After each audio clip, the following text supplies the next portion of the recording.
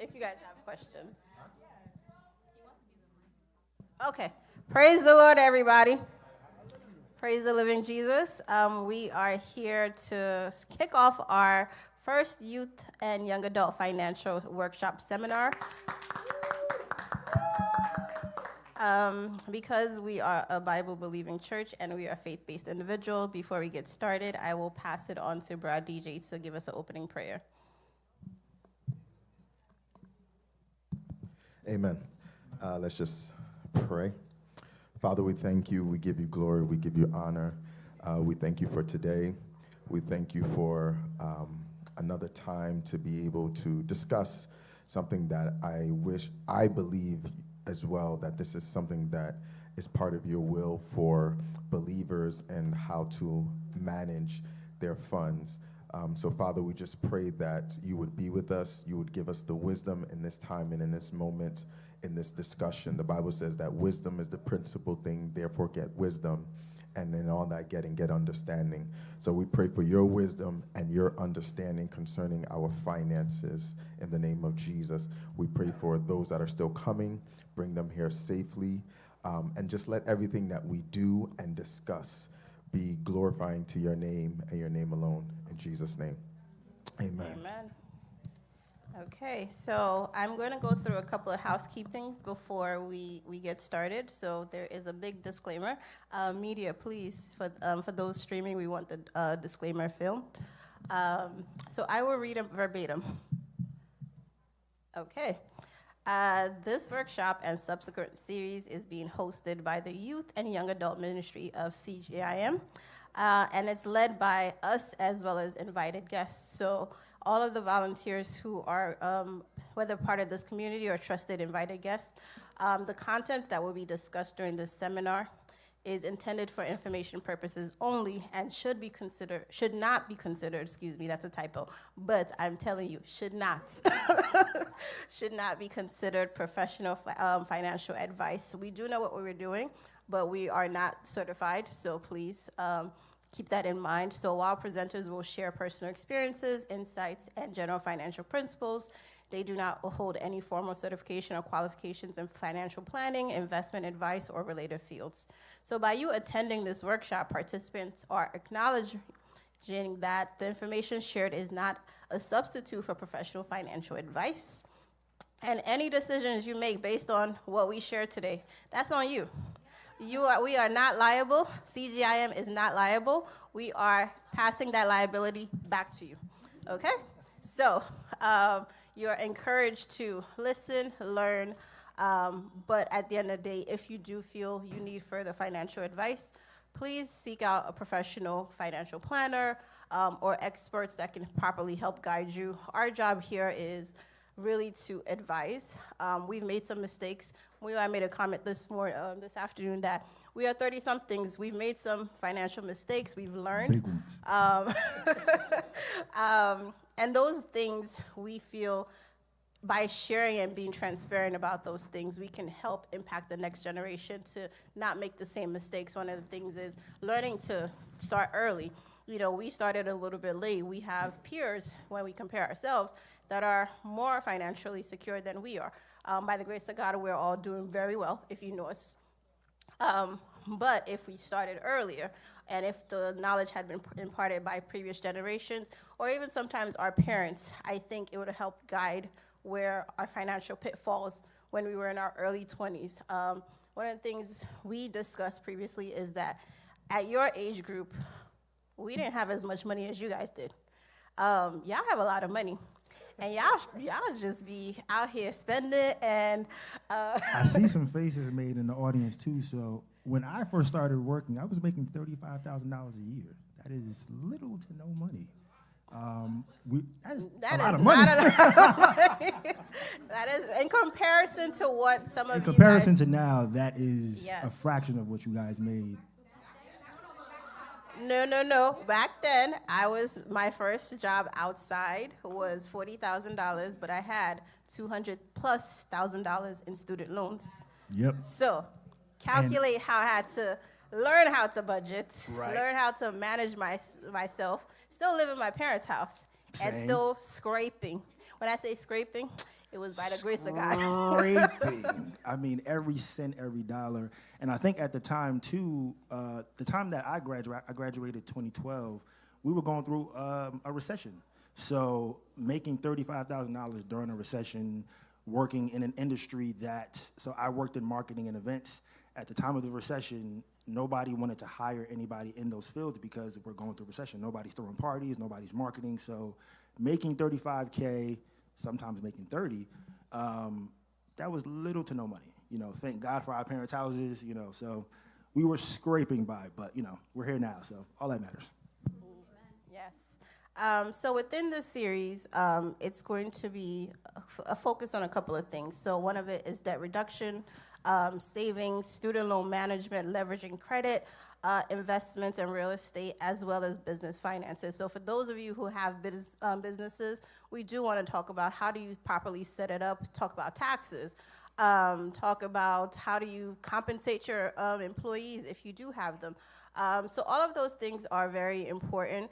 And what we've tried to do as part of planning this whole series is we're going to leverage ourselves. So you will see some familiar faces because we feel if you are able to connect with us because you know us, you will trust us a little bit more. So, and we'll be able to kind of give you a little bit more detail. So some of the business folks is we'll be leveraging Sister Busala Adedeji to give her business expertise. We also have several businesses that he can share.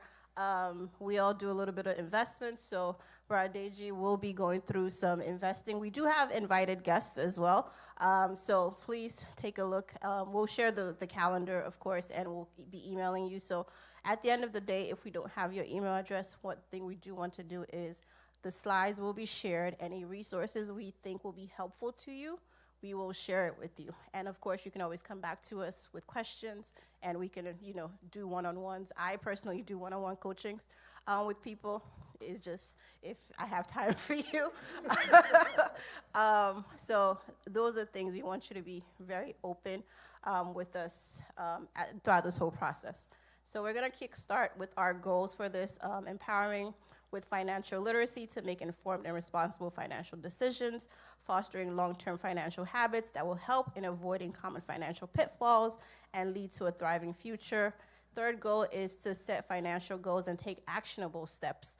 And then lastly is to develop a supportive community, and that's literally us. We're going to be holding each other accountable throughout this whole process. So we will get started. I believe, so today's session, we're going to be in two parts. One is leverage towards budgeting, and then we do have the young lady in the back. Her name is Kafilat. I don't know her last name. I apologize. But she is here to impart knowledge on investing. So we'll kick off our investment portion as well. So we'll try not to waste your time, but get things through. But this is our agenda for today, which is just understanding the importance of budgeting, simple tools for efficiencies, creating an actionable budget, which will be led by Bra Muiwa, and then aligning financials with savings and debt management, and then we'll go into our investments. So we're going to start with understanding your starting points. So how many of you know how much you make? Truly, not how much you make in a year, but how much do you make a month, and where does your money go? Show our hands. Not a lot of you. Okay. And I'll follow up with that. And if you don't know your numbers, is it because your checks fluctuate or you just don't know what your numbers are? And fluctuate means that, one check could be $2,000, next check could be $2,500. So is it because, you can do overtime or you're part-time or you just really don't know how much you make a month? Anybody? Yeah, you can respond. This is interactive session. Come on. It fluctuates. Okay. So the first thing when it comes to budgeting is understanding what your starting point is. Like I said, it's not just, I earn $50,000 a year. That's not realistic because you haven't factored in your taxes. So knowing your numbers really is understanding what your take home is after taxes, and then, understanding what your bills are and things of that. So we'll go through a little bit of those, but that's the really first step is understanding all your sources of income. So whether you have multiple jobs, like at the end of the day, truly, what are you making? Knowing that number is going to help you move forward. And then understanding what your bills are. Most of you are in college, graduated early in your careers. You may be living at home, which I advise you stay at home as long as possible because there are so many savings with that. Mm-hmm. Rent is very, very expensive. Extremely high. If you can save a lot of money by staying at home, it puts you in a better path long term. You might not like it, but if you're thinking long term, the money you're going to save in the next 2, 3, 4 years, however long you decide to stay at home, it will be beneficial to you. For me, I didn't leave my parents' house till I was 28, and that's because they drove me crazy at that point. I was like, I'm done. But I mentioned earlier, when I graduated college, I had $200,000 plus in student loans. I didn't borrow $200,000. I know exactly how much I borrowed. But when I started, I didn't understand loans. So they gave me a loan, I signed. It's very simple. And then you get that refund check and you spend the money as well. I was not that irresponsible. I just signed it. I didn't understand what a fixed variable interest was versus, the fixed or the variable. I was just signing, look, as long as that tuition got paid and my housing got paid, it's okay. I would deal with it later. The first year, my parents paid my college. After that, it was all me. But where I made the mistake is by not knowing those numbers is that variable that I signed at 6%. By the time I was graduating, we'd hit a recession. I was at 13%. And think about it is one of my loans was $50,000. 6% on $50,000 versus 13% on $50,000. And my interest is accruing every single day. So I found myself in 200 plus. And when I'm graduating, I remember I would never forget, my graduation day was the first call I got from Sally Mae. I didn't even get a congratulations from my parents. Sally It Mae was doesn't Sally play. Mae. And it was, yes, in 6 months, your bill is due. And I'm like, I don't have a job. I work at TD Bank. I worked at Wells Fargo. When I started at the bank, my income was $7.50. By the time I worked at Wells Fargo, it was $13.50. There is no way I can physically or mentally, I couldn't even fathom where to start. And truly, that's where my interest in understanding my finances came through because I'm like, I have to fix it. I put myself in this situation. So it became learning what my numbers are. It became something that I needed to truly, what bills, we have streaming services now. All of those things, were they important to me? No, because there's this thing. My parents were like, Joe, you would take care of this yourself. I still had a car payment. I had all of these other things. So that's what I mean by saying when you need to know your numbers. You need to sit down realistically. And that's something that Muiwa is going to do. And you don't have to finish it today. But you really do need to have a sit down with yourself and list every single bill you own. So that subscription, you forget about them. You have Spotify, Apple, whatever, HBO Tidal. Max, Disney. Why do you need all three? Serious question. Use someone else's account. That is a Yes. That is a saving hack. Yes, partner up with your friends. But seriously, why do you need all three? If you really think it's important to you, pick one. Because by the time you see that $10, $10, $10 onto multiple things, you have spent so much money where you could have put it in a savings account, and we'll talk about that later, that is growing compound interest for you. And you're still, being diligent and properly managing your money. So understanding what your numbers are is key. One of the things is, there's a 50-30-20 rule. That's like the basics when it comes to budgeting. 50% is really what your needs are. So again, if you look on the screen, it talks about that need being your rent, your utilities, your grocery, your transportation, your insurance, health insurance, car insurance, all of your debt. If you have credit card debt, those need to be paid because they impact so many things, whether it's impacting your credit report. Credit is important. We'll talk about that too. So understanding from your budget, what are those things that need every single month needs to be paid, and when are they due? Because you don't want to be delinquent on your payments. And then you can have the 30% where it addresses your wants. So your wants are those subscriptions, those entertainment, you want a new bag, you want a new shoe. Those are not necessity. You have a closet full of clothes. Do you need something else? And, for me, when I think about it, and I'll ask the panel as well, when it comes to your needs, how do you make those decisions, or do I need it? I personally have a friend that I'm like, I want to buy this. I'm going to send it to you. And her response is always, have you thought about it, and why do you want it? And I'm like, because I can afford it.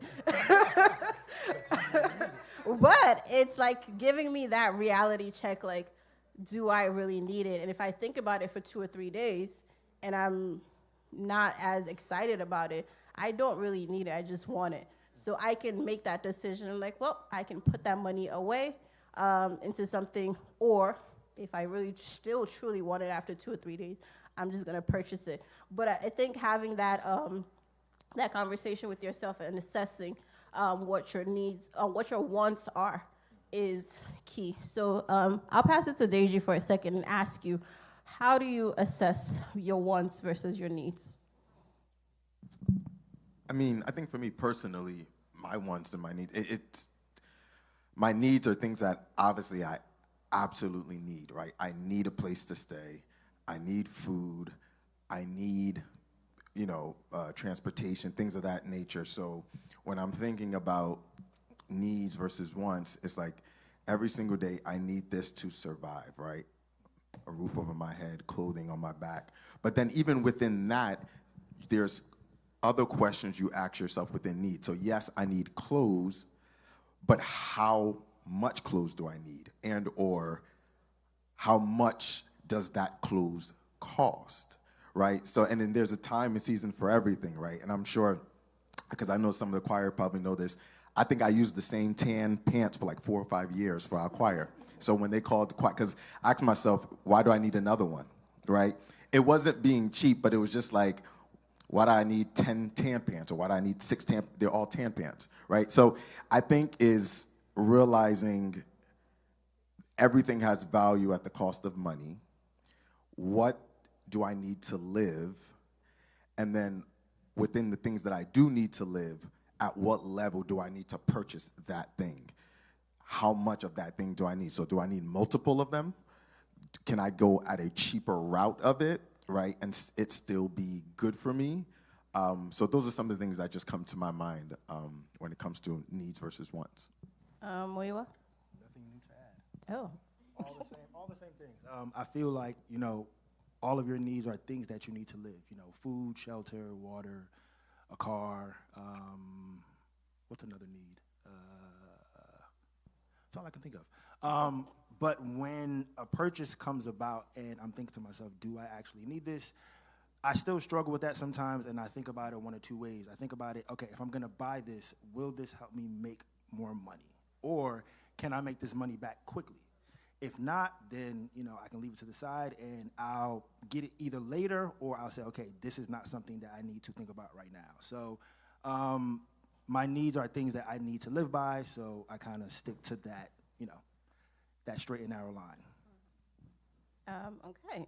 So in continuation of that, the last part of it is the 20%, and it's 20% savings. Now, for me, realistically, when I first started budgeting, this was helpful. Where I am in my life, I don't follow this rule. But I think this is a good starting point when you're trying to get a head start. You just kind of need to, again, it goes back to the principle of knowing your numbers, understanding where you are financially, and what you can and can't not do. So whatever is feasible for you. For me, 20% savings is not, for my long-term goals, is not sufficient. I want to purchase a house. I want to, travel. I love to travel. I'm quick to drop money on travel. That's a want for me, and that's for me. That's a way for me to decompress and escape reality for a few. So I prioritize that. So it's part of my savings goals. So whatever rule works for you, whether it's the 50, 30, 20%, you just have to sit down. You know, you can always go online. There's so many resources on YouTube, ChatGPT. You know, there's going to be resources we provide to you, book recommendations as well. You have to understand what's priority for you. So list it is the starting point, and then, you know, categorize it, rank it, and then move forward from there. So in terms of debt prioritization, key things for you to know is understanding who the heck do you owe. You know, we talk about student loans, we talk about credit cards. It's so easy to start swiping. You can forget to pay those people because you have limits of $5,000, $10,000 and you're just swiping away. And you forget that the interest rates on those things, my Macy's card, you know, they won't get me. But the interest is, I think it's like 30% on most, because Macy's recently increased. The way I use credit cards is if I know I'm about to use my credit card, because I use it for everything. I like points. I've learned to manipulate the credit card system. I want the points, I want travel perks, I want all of these things. If I'm purchasing something, believe that it's getting paid the next day. I can operate that way because there's a gain for me. So I don't need to use my debit card. There's a gain for me. But if you don't have the money to be able to pay something off within 1 week, you don't have money. And I'll say this, as somebody who got their first credit card freshman year in college, I had a lot of credit card debt. I think my first credit card balance was $1,000. I maxed that out 2 months. On what? I don't know. I think on like food. It was on stupid stuff. But I think like Yetunde, I didn't have a lot of student loan debt. So I graduated with $25K worth of student loan debt. By the time I started paying it back, it went up to 30, but majority of my debt was credit cards. Because again, it's easy to swipe and forget to pay, and then, you know, if you get a credit increase and then get a second credit card, it's easy to just keep going and going and going and going and going. And please be advised that when you have late payments and it goes from 30 to 60 to 90, that follows you around for years. I think the last time I missed a credit card payment was 2015. Some of those things just fell off my credit report this year. And when you're trying to buy a house, get a car, that all factors into how people look at you. Okay, are you good with paying off debt? You know, are you paying your minimum balances? Are you paying more than that? So please be advised, if you do have credit cards, at least pay the minimum balance, if you can do that. If you can do more, do that. I remember listening to somebody say, if you owe $3,000 in credit card debt and you only pay the minimum, it'll take you 20 years to pay it off. And that's on $3,000. And I think at the end of that, I forget what the total of that is, but it's way more than $3,000. So try not to use your credit card unless you have the money. Like Yetunde, I also leverage credit card points as well too. I travel a lot. I use my credit card for those things, and I try to pay it off, you know, at the end of the month. But yeah, try not to use those credit cards unless you have the money. Do you have a question? Oh, no, I just wanted to ask what he meant by it stays on your credit report, like the late payment? Yeah, so once you... Oh. So if you're late, so I believe, if I'm not mistaken, please anybody watching, don't come for me. I believe if you are late on your credit card by like a day or 2 or 3, you might just get a late fee, but it doesn't go on your credit report. Once you go past 30 days, that's when it starts to hit, and that's when your credit report goes down in ratings. So once you get to 30, 60, 90, that's when, you know, those things start to hit, and the longer you go without payment, the worse it looks. Okay, and then my question was, is there a way to like set up a payment system where it's automatic for your credit card? Yeah. Absolutely. So she lives, so she's rich. She lives on auto pay. I've learned to automate my life. People always see me with my phone. if my phone ever disappears, I'm probably in trouble because my life is automated down to the simplest things. It's easier for me. I don't want to think about it. So my credit card payments are automatically, I might go in there just to kind of see where things are, because if I swipe today, like those 1 or 2, fine. I'm just like, whatever it is, you can automate it. But even down to my savings, I get paid. I got paid on the 14th, for example. That same 14th, I had automatic transfers to 3 different bank accounts for me to automatically save. I don't think about things like that's too much brain power for me. My brain cells can be factored somewhere else. So those things are very important. It's learning, what does your company offer? Whatever credit cards you choose to have, learn what benefits it has. Like these credit cards have tons of benefits. I remember sharing with Muiwa a while ago that there was a time I went on vacation, got in a car accident. Because I used my credit card for it, it wasn't even my fault. It was something that propelled in the air and hit the car. It was a dent. They said the bill was like $5,000. I was like, okay. I called Chase. Chase said, did you decline the insurance coverage? I said, yes. They were like, your credit card covers it. I did not come out a single penny. And this was like when I was like maybe 26. Because at first I was just panicking like, oh my God, what am I gonna do? I don't have money already. Now you're bringing me, like the rental company is bringing me another bill. I'm like, Jesus, where do I start from? But I had learned what my credit cards offer. So as part of being a good steward of my credit card, like they look at those things. And so when I applied for certain cards, it's strategic. I already know what they offer me. And then I make sure I also look responsible to them. So when I called and said, well, this is what happened. No. They said, well, your history and the benefits are covered. $5,000, I'm not worried about it because my credit card has the protection there for me. I have a couple. It depends on what I want to do. The credit card I'm specifically talking about is my Chase Freedom card. I've had that card for 18 years, and it is never going to get canceled. Yes. Go ahead. Sorry. Before we move on to credit card stuff, I was gonna say, so she has her stuff on auto pay. I could have mine, but I find joy in actually sitting down on my computer and actually writing out what I'm spending my money on. Like every 2 weeks, I allocate time to where I say, okay, today I need to pay PSE&G, I need to pay rent, I need to pay insurance, and I write everything down. I do have an actual budget that I go off of, but there's something about it where I like writing those things down. So everybody kind of does their budget a little bit differently. She's automated. I like pen and paper and computers. DJ, I don't know if you like digital or. So everybody does their thing differently, but as long as you guys are paying your stuff on time and you know your numbers, it doesn't matter which method you use, as long as you're comfortable using it. And I like to say that I actually didn't start out being automated. I started the exact same way Muiwa did, pen and paper. Like I wasn't doing 2 weeks, I was doing like every single week. And it almost became like an addiction for me.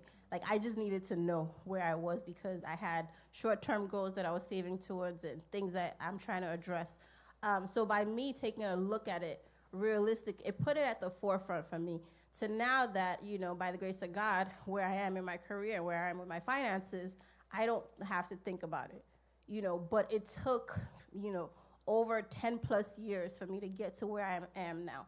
So you have to do the work. It's not just something that automatically happens without you putting in effort. You're going to have to put in a lot of effort to get to, quote unquote, my rich lifestyle. My rich lifestyle. We love it. So I'm so sorry. Question. So while we're on the credit card issue, building your credit, right? I was taught, or I was told that there's a closing statement and there's what's the other one? Closing date and a statement. Closing date and a statement date. And you pay by honestly, I don't know the words, but you pay by one of the days. I think it's the statement or the closing date.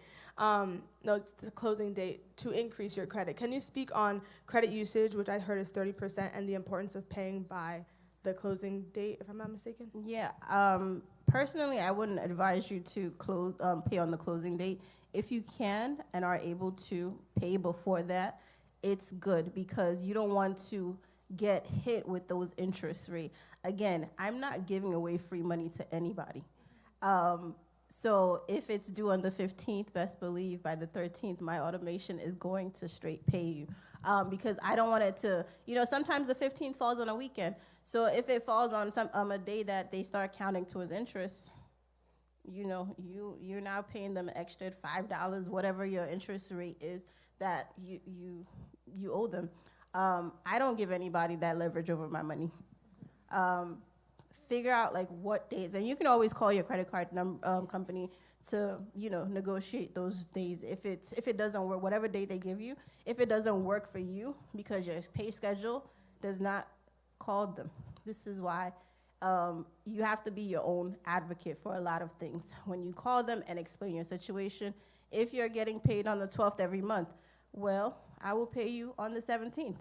The 15th doesn't work for me because that gives you some time for your other bills to hit and you get to kind of assess. But whether it's the, official closing dates or, the statement date, I don't really know the terms personally. Again, I am not a financial expert. I just don't, whatever that due date says, a few days beforehand is my advice for you. Make sure it's paid. And if you are able to pay it off if you have to break up those payments into weekly, do whatever works for you. But don't let them hit you with the interest fee or late fee or whatever fees. There's lots of fees. I can't tell you I have paid a fee in over 10 years. And that's, with me being meticulous. When I say I'm meticulous. I just paid a fee last month. So I think I should remove Muiwa from this because clearly. Sometimes you forget. But again, this is where I'm saying you have to, take ownership and review yourself and make sure you're avoiding. I mean, it happens. We all forget sometimes. The way I've set up my lifestyle, there's no way. Speak to she asked about 30% too, so speak to the 30%. 30% of the credit card usage. You can go up to 35%. I operate on let me put it this way. I'm different. I really just don't like owing people money. I'm allergic to owing people money. You can go up to that 30% utilization. I don't go past 1%. I pay literally, like I said, I buy something. I am okay with swiping something for $1,000 today and it will get paid tomorrow. That's how I operate. And that's because I want to keep my utilization low. Because the higher, when you're being assessed, when you're trying to buy a house or even a car, they look at those utilization score. If it's high, you're at a higher risk to the bank. If it's low, you're fair. They think you're very responsible. So at this point, I remember Chase, funny enough, came to me and started it wasn't like they came to me. They just kept writing me letters increasing my credit card. And I had to call them like, you people, there's no reason why I have $100,000 limits, reduce it. Because I think for me, they've seen the utilization and it just looks like I'm very responsible. And they just keep increasing it. I mean, I've also done some things like I've opened other Chase credit cards and when I want to, like the Chase United card, for example, when I got the benefit of getting my TSA pre-check and global entry and we hit COVID, I said cancel it. But before you cancel it, my limits, put it back on freedom. That increased my utilization and then my overall limit, and then so if I'm utilizing the credit card, 1% of $100,000 is nothing. I mean, it looks like I'm spending a lot of money, but it's only 1%. So those are things you need to kind of factor in. So you can go up to 30%, but realistically, if you can't pay it off every single month, don't do that to yourself. You're putting yourself in a worse situation, and you never know. Things come up all the time. We have emergencies, don't try to put yourself in a situation where that credit card is now going to now add towards your emergency. And I was just gonna, so as I'm listening to Yeti Speaks, what I want for us is to hear habits, right? Like, winning in money is not necessarily something, understand, like, money will always show you, or you would express money based on your belief habits. So if you have 35,000 when he was making 35,000, the habits that he was doing at 35,000 are the exact same habits he's going to make if he's making 350,000. There's people that make 500,000, they live paycheck to paycheck because of habits, right? So for her to say, to be so meticulous and say that she hasn't had a fee in a year, that's developed with habits over time where she's disciplined herself. And the goal, and this even I guess goes back to the goal that I want us to take from this, is to develop habits of budgeting. Like, if you look at self-made millionaires, like I think it was 70% or 75%, I think when I was doing the research, have budgets. So when you make a budget, you're already practicing a habit that millionaires do. So what we want to do is see how people are winning in certain areas and incorporate those things into our lives. So budgeting is one of those things. And I don't know if it's automatic. I was asking when Muya was saying, if you could pay off more when it comes to your debt, do so. The thing that I wanted to say is that make sure when you're paying off the extra, so let's say your whatever the minimum payment is $150 on whatever bill it is, and you can pay more, direct that more towards the principal. And what I mean by principal is the actual amount of, let's say, the car you bought, or the house, or the couch or student loan that you bought. So if you bought it for $1,000, right? And you have, I don't know, 10% on that couch. If your monthly payment is $100, then now put that extra money towards the actual principal, so that the cost, because when you're paying your monthly, it's a little bit's going to the principal and a little bit's going to the interest. That extra money, now put it directly towards the principal, because now the actual cost of whatever you bought is coming lower, and it's 10% of what it is now. So if it's 10% of $1,000, but you put an extra $200, it's now 10% of $800. You add an extra $200, it's now 10% of $600. So you want to make sure you're putting it towards the principal. Toya? I have a question about budgeting. Sorry, I know you guys have like a plan and trying to No, this is good. Okay. So I create budgets all the time, and like I bought every budget book and every Excel thing. Like, I've done it. I think my question is, like, how do you stick to the budget? Because for me, I don't have a problem like with discipline, but then things come up all the time. Like, my car is due for an oil change. I didn't budget for that, or what I have budgeted doesn't cover, my oil change, doesn't cover my tire rotation plus everything else they're gonna find. So how do you stick to, or I guess the question is, like, how do you handle when things come up that are not budgeted for? Right, so I actually just started doing this. I actually started to create something called a sinking fund. So I have funds for different things. I have funds for my haircut, funds for car maintenance, funds for travel. So basically every check, I'll put X amount of dollars into those funds. And when something happens with my car, it's already there. I need a haircut, I have money for that. I'm traveling, I have money for that. So I'm not taking it out of my budget. I'm not taking it out of my spending money. I have pockets for those things that come up. People also create an emergency fund. So in case like your car breaks down, or you need glasses all of a sudden, or something happens, you have money to tap into that's not your, it's not your bill money, it's not your spending money, it's money set aside for any kind of emergency. So either a sinking fund or an emergency fund. Yeah, I want to add something. So what I could say is that also make that a category, kind of like we're saying, as part of your budget, right? So make the in case of incasity, right? Make that as part of your budget. And the things that if you don't have to use it, so for example now, on, what's the day today? Saturday. This was Thursday, right? it was only $15, but it wasn't part of my budget. I had to go get a plug for my tire, right? But that $15, you can say, is the in case of incasity, that if you don't have to use it, then you add, and let's say for you it's $100. I'm just $100, maybe just in case I have to do this, and let that increase as your income increases. But let's say for you it's $100. If you didn't have to use it, then just throw it to a savings or whatever the case. So in your budget, let part of your budget be rent, groceries, savings, investing, whatever the case may be, and then this, whatever percentage is just in case something happens. Or you can have already stored that as your savings and you just pull from it. And then as you pull from your savings, if let's say it was $250 you took out, find a way to get that $250 back so you have an X amount of dollars. Okay, this is my emergency. And if I pull from it, I gotta do whatever I gotta do to make sure that goes back. So I would say prepare that as part of your budget, some way, somehow.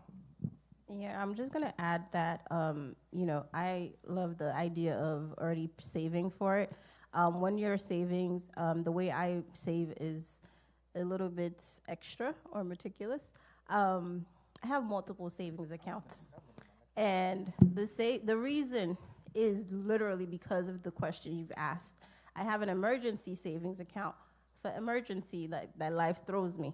So when life throws me something, I'm not flinching. But then there's a savings account when I had student loans. During COVID, when they paused the federal student loans, besides the student loans under my name, I had an additional one under my father's name that happened to be federal because everything else under me was private. When they paused it, I didn't stop making those payments. I just stopped paying them, but I kept paying myself. So while that money is growing somewhere, that's something, when COVID ended, they said federal. I just was like, well, these people want their money. I've saved it, and I've also earned compound interest on it. Here's your money. I move along. But the point I'm trying to make is if you have to, again, this is what works for me. One, I don't keep my money in the same bank. My money is spread across 3 different banks, and they all have a name. Even in those accounts, there's multiple layers of it. So there's a house fund, there's a car fund if you want to save towards a car. Whatever it is you're doing, if you name it and it's visible to you, for me, it's so much easier to understand that this is what I'm saving towards, whether it's a long-term goal or a short-term goal. Like, I know this is where this money is going through. But that emergency fund, I think, you can have, for your day-to-day emergencies, like the car maintenance and all that stuff. But then you can have larger emergencies. You can have 2, whatever works for you. But build that into your overall budget. As long as you're putting something towards it, you will be fine. I was going to say another thing with budgeting, too, is not to have all of your money in the same place. One thing that messed me up in college was like the money that I made from work, the money that I had from my side hustles, everything was in one account. All of my bill money was in one account. So half the time I would spend the money that I should have been spending on my car note, but I spent it somewhere else because I didn't know what was what. So like Yetunde said, me personally, mine is spread across 4 accounts. Across 4 banks. And with Capital One, I think I have in total like 7 different accounts. And they're all named different things. So I have one that, all of my checks from work go into one account. I have a spending account. So each check, I allot myself X amount of dollars, to spend on stupid stuff. I have 3 savings accounts, and those savings accounts all have names on them. So if you guys want to create either a sinking fund or an emergency account, either create a separate account for it, or I know that some people are real old school and they still do envelopes. Don't do that. I disagree with those envelopes because you can have your money make more money while it's sitting in somebody else's bank account. Of course. I tell people, and I swear by them, high yield interest savings accounts are my favorite things in the world. My money, if it's under my mattress, is not getting me 4% that it's sitting at a bank is. That 4%, I want it. That means my money is working for me without me having to think about it. I'll let you continue. Sorry. A lot of people are actually against the envelope thing, but if it's more of a habit thing and you want to gain the habit. Automate Do it. what works for you. If you can automate it, automate it. If you want to do it every time you get paid, do it. Whatever works for you as long as you build the habit. And again, don't have all of your money in one account, especially if you own a business. Either get a separate personal checking account or get a business checking account. And if you get a business checking account, find a bank that has either a low monthly fee or doesn't require you to have X amount of money in your account every single month. I know PNC is good for that. There's a couple online business accounts that are good for that. So try to spread your money to where it needs to go and not have everything in one account. I think the last thing I'll just quickly add to budgeting is be strict with your budgeting. And what I mean by be strict with your budgeting is that, let's say you have a goal to, I don't know, buy a car that's costs $20,000, but your goal is to put $10,000 as a down payment, and you have a budget for that you're putting money towards. Then you have another budget for something else and budget for something else. I'm only going to use A as the car. And let's say because you want to put more into B, and you're saying to yourself, I do have $8,000 that I'm saving towards my car. Let me put it towards. You've now taken away from your budget from A that's supposed to go towards something. So you have to learn the power of no. No to yourself, and then no to others. No to yourself, knowing that, no, I'm not going to do this. It's going back to the discipline and the habits. And then no to others to help that may try to influence you on how to manage your money. Your money is your money, and your goal is your goal, and how you're going to use that money. And what I mean by say no, I'm not saying be stingy. That could be that's part of your budget, right? If you're a giver, allocate something like, okay, if I want to help someone, that could be part of your budget. But when I mean no, is to stay focused and stay disciplined, because if you do not, you're never going to achieve that goal, because there's no, the Bible talks about a double-minded person is unstable in all his ways. It's like, yeah, I want to do this, and I'm just double-minded, so I'm constantly checking your mom. You're never going to reach that goal. So if goal A is to get this, goal B is for this, and C, stick to that. Don't fluctuate, and don't go back and forth. Just being mindful of time. It is 5 o'clock. We'll definitely continue on this topic, but one of the things we wanted to do is help you at least go through a exercise. So right now it says, debt management. I think we can postpone this because what I'm hearing is there's a lot of question when it comes to debt management and, appropriately, managing your funds. So I think I don't want to rush it, but I also want to be respectful of our invited guests and give her the opportunity to talk and share her knowledge. So before we bring her up, one of the key things we wanted to do today is have Bramwiwa walk you through a budgeting exercise. So we'll go through that. And I would just pass it over to you. You want to?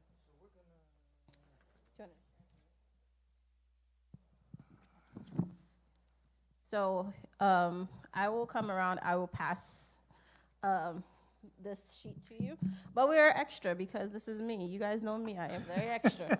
I have multiple versions of this. The simple one for today is just going to have you outline what money outs you have, and then as a take-home exercise is categorize it. This is very nice and pretty. Do the exercise, and it will help you understand where you are financially. So, Bramwiwa. So, how many people here have never created a budget? Like never sat down?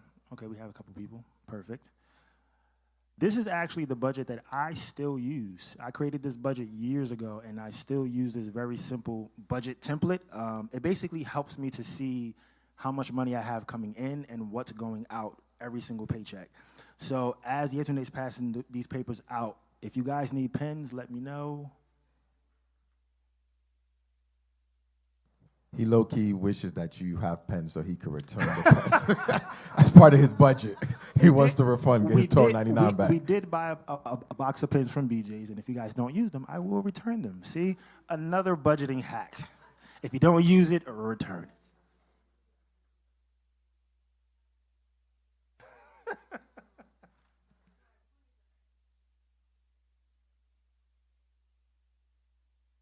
So when I first started to work on my budget, and thank God for my sisters because they actually helped me to create a budget, they actually had me look at my bank accounts. So first, the money in part is how much is your check every 2 weeks? So if you are salary, even if you're part-time, how much is your check every 2 weeks? So I would say next to paycheck, write that number in there.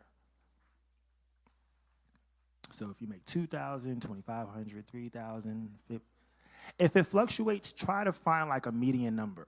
So if one check you can make 1,500, next check might be 2,200, try to find somewhere in the middle, or like a rough estimate of what your checks normally are.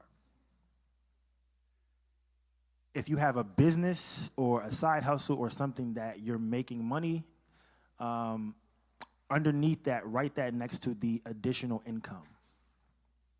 And if you do this on the computer or digitally, it calculates those numbers for you, but we're writing it out, so we will have to use a little bit of math.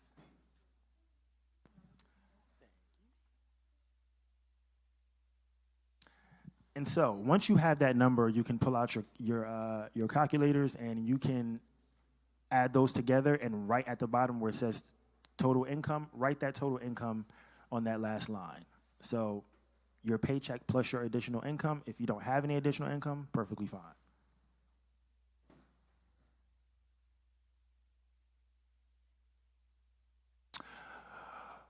Good question. If it's not consistent and it's like once in a while, I would say leave it out for now because it's not something that you can count on every single month or every single paycheck. So I would say leave it out and factor it in. So I actually have 2 budgets. I have one for each check because one check, rent, car insurance, XYZ comes out of that. My next check, that's where insurance and yada yada, that comes out of that check. So I kind of split mine into 2. But this is kind of like a basic monthly budget. And then as we move down to the money out, these are all of your recurring charges. So this is rent, this is car notes, this is car insurance, this is tithes. Add your tithes to your budget because it's coming out every single month. So this is something that's recurring. If you have any debt that you pay every single month, add that to your budget. Any streaming services, add those to your budget because it doesn't matter if it's January, February, March, those are coming out. So anything that's coming out every single month, write that in your money out section. And we'll give you guys a couple of minutes to do that.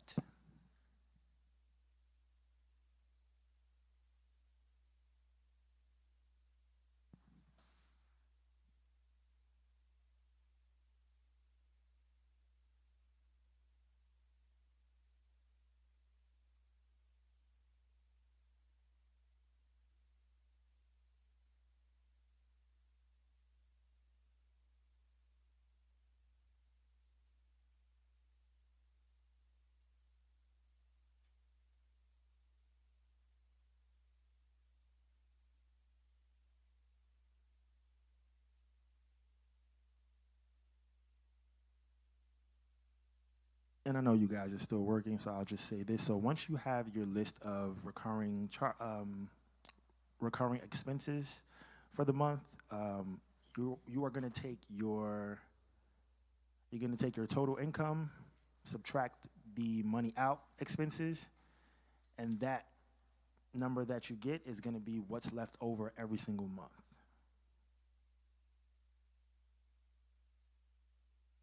So that money that's left over every single month, you can use that to allocate either to savings, to paying off debt, to travel, to things that you need. Yes, ma'am. Nope, put student loans on money out because it's coming out every single month.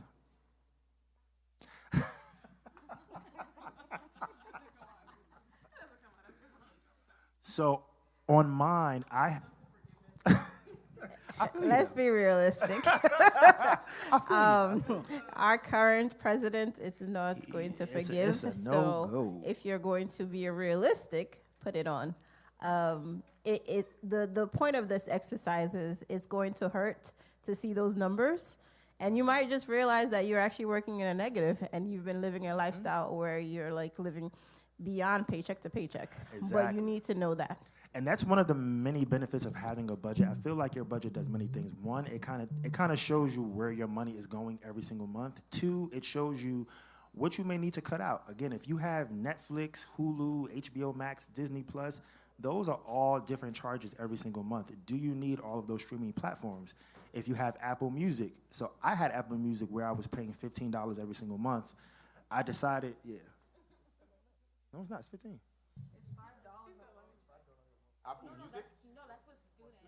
That's okay. It was $10.99. Sorry, not 15. $10.99. Yeah. Student. So, what? No savings hat. Let me tell you right now what I do now. So I called 4 of my friends. We are all on a family plan. So we all pay $12 a year.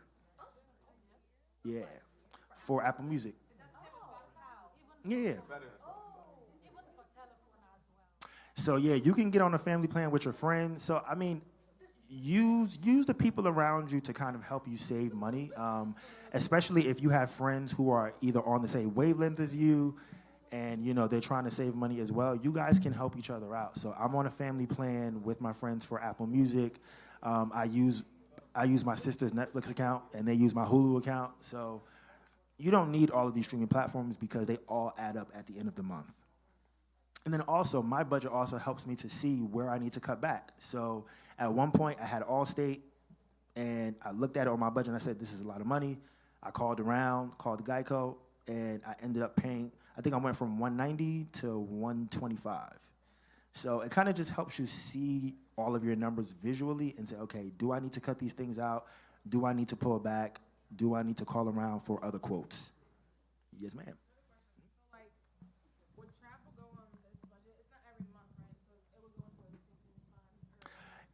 Yeah, if you're not traveling every single month, I wouldn't add it. Or what you could do is, if travel is really important to you, create a travel savings account and add it to your monthly budget. So every check you get, $100, or 50 or 20, it goes into that account. But it's happening every single paycheck.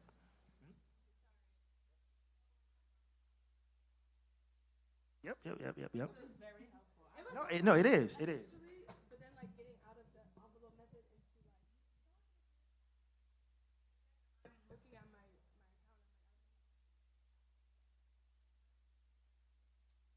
So my sister taught me the envelope method too, and what I did was instead of having envelopes with like, okay, this is my emergency fund, I basically just did it digitally. So with Capital One, I have an emergency savings account, I have a life savings account, and my life savings account is like I think it's gym, haircut, other little stuff. I have a long-term savings account.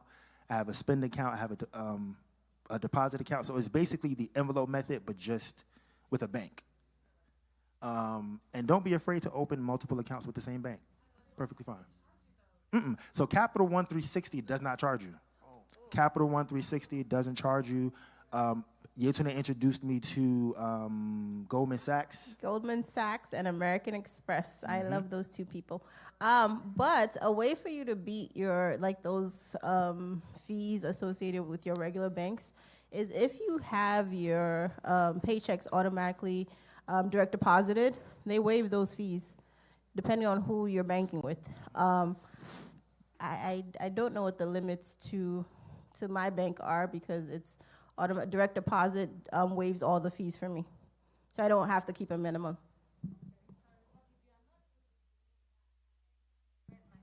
Yeah, no, but this what the American Express it's a savings account.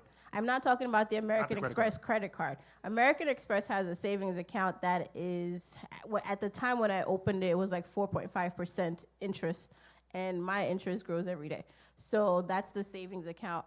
There's also, there's multiple. When we send you the deck, we'll direct you to Nerd Wallet, which has a series, they assess it every month, and you can kind of see which one works for you.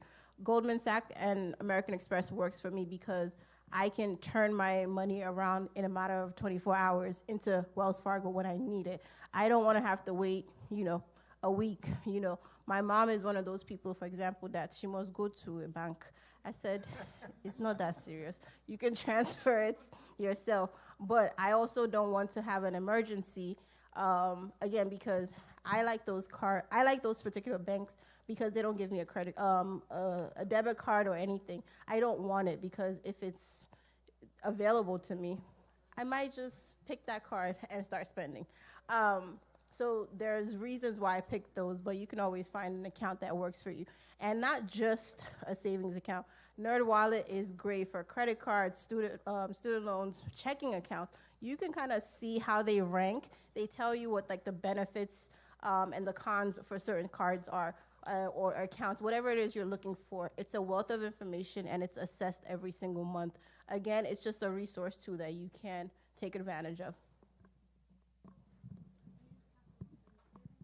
I use Capital. So I have 3 different banks. I have PNC for my business. I have Chase for my bills. So Chase is the only account that I have that actually charges a monthly fee. But like Yetunde said, if you have a certain amount there every single month, or you do direct deposit, there is no monthly fee.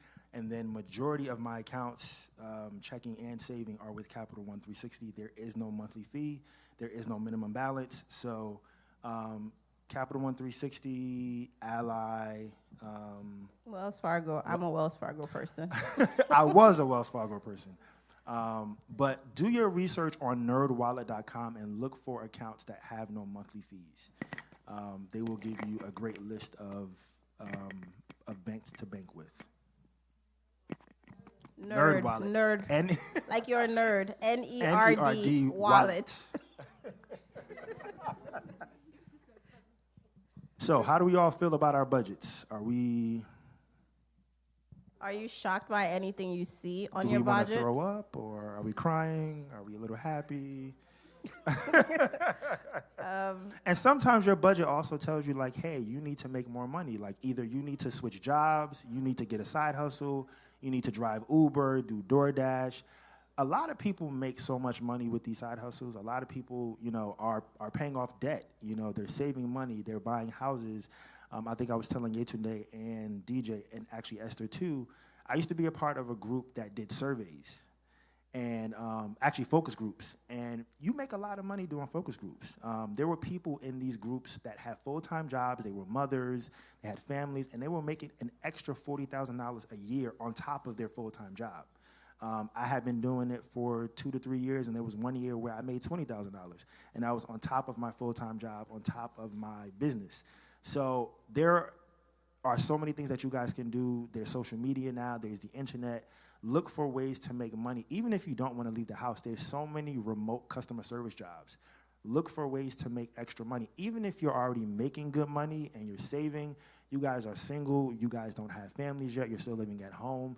Use that extra time to make money and save. This way, if you want to invest in property and stocks, whatever, you have the money to do that. Like, try to do as much as you can before you get married, because once you get married, of course, that takes your time and your money, your energy. Use your singleness to your advantage. And take the good ones to your marriage. Okay, and that is the end of our budget exercise. Okay. Any questions regarding budget? Or any additional questions about budget before we get into our investing segment?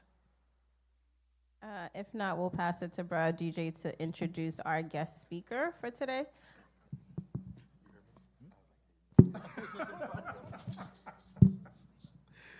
All righty. So, as Yeti mentioned before when we went with the outline, so we want to move on to investing next. So we asked and then invited someone to come who has experience in this area, is going to enlighten some of her knowledge in this area. Just to give a little bit of background. So her name is Kafilat. Kafilat holds an MBA from Cornell and has an extensive, yes. Kafilat holds an MBA from Cornell and has an extensive background in finance, having worked in commercial and investment banking at Goldman Sachs. Currently, she works in finance for a pharmaceutical company With a deep understanding of investing and financial management, Kafilat is here to share valuable insights on how we can begin wise stewards of our financial resources. Please help me to join and welcome Kafilat.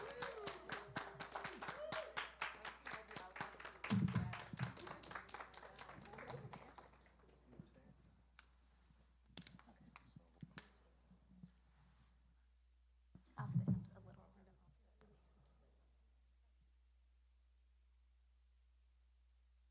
Oh, yeah.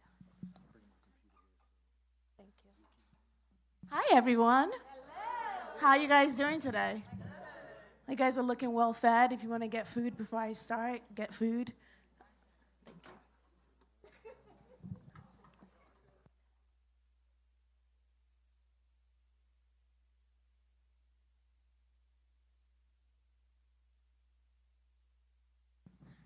Yes, sparkling water.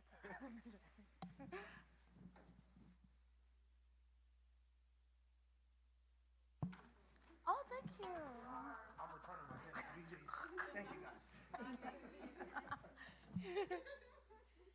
All right, everyone.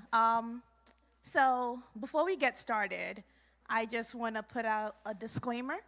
This is only for educational purposes.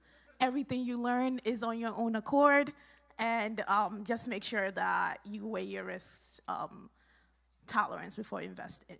So I'm going to try to make this as interactive as possible because I think I don't want to lecture to you, and I think it's important to you learn more by asking questions. So feel free to raise your hand. Let me know.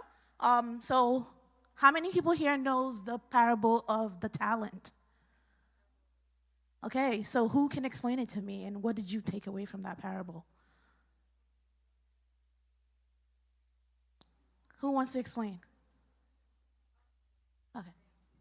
So basically, what I learned from you want me to explain the whole thing and then tell me what I learned? What's the takeaway? Takeaway is if you don't invest in what you have, or if you don't put away, let me think a little bit. if you're not able to put away or invest what you have, it can't double for you. But then even worse, if you do nothing with it, it can even be taken away. Yeah, that's kind of right on point. And I think it's important to, a lot of people are scared about what investment looks like. I think it's always kind of this oh, you need to be like a millionaire to invest, or you need to make a certain amount of money to invest.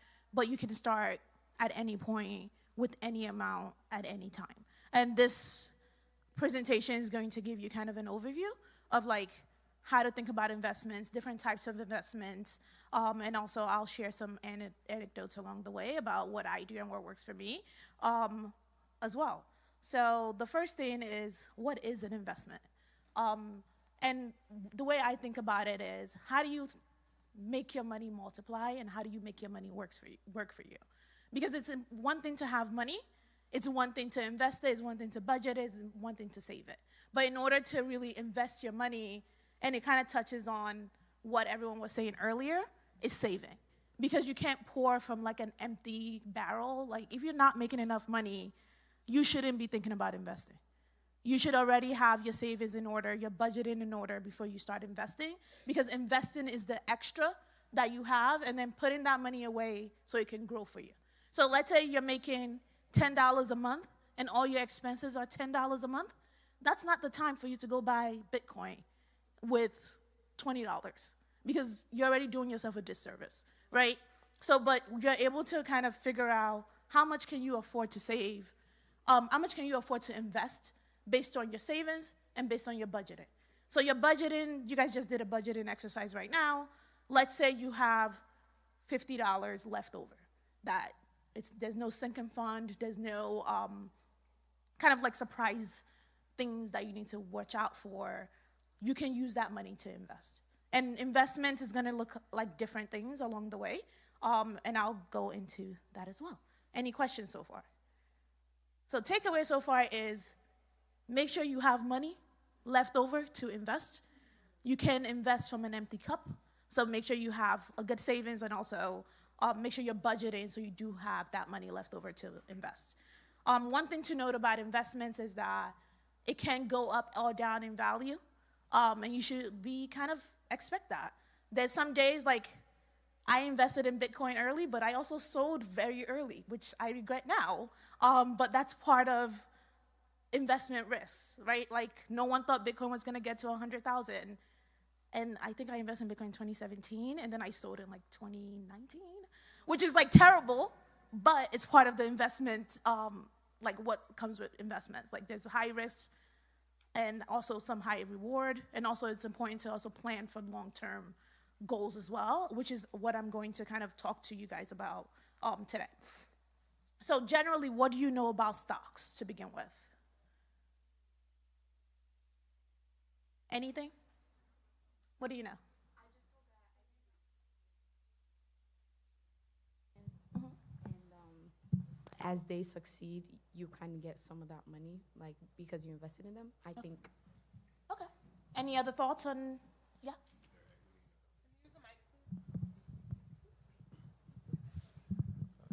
Equity in a company.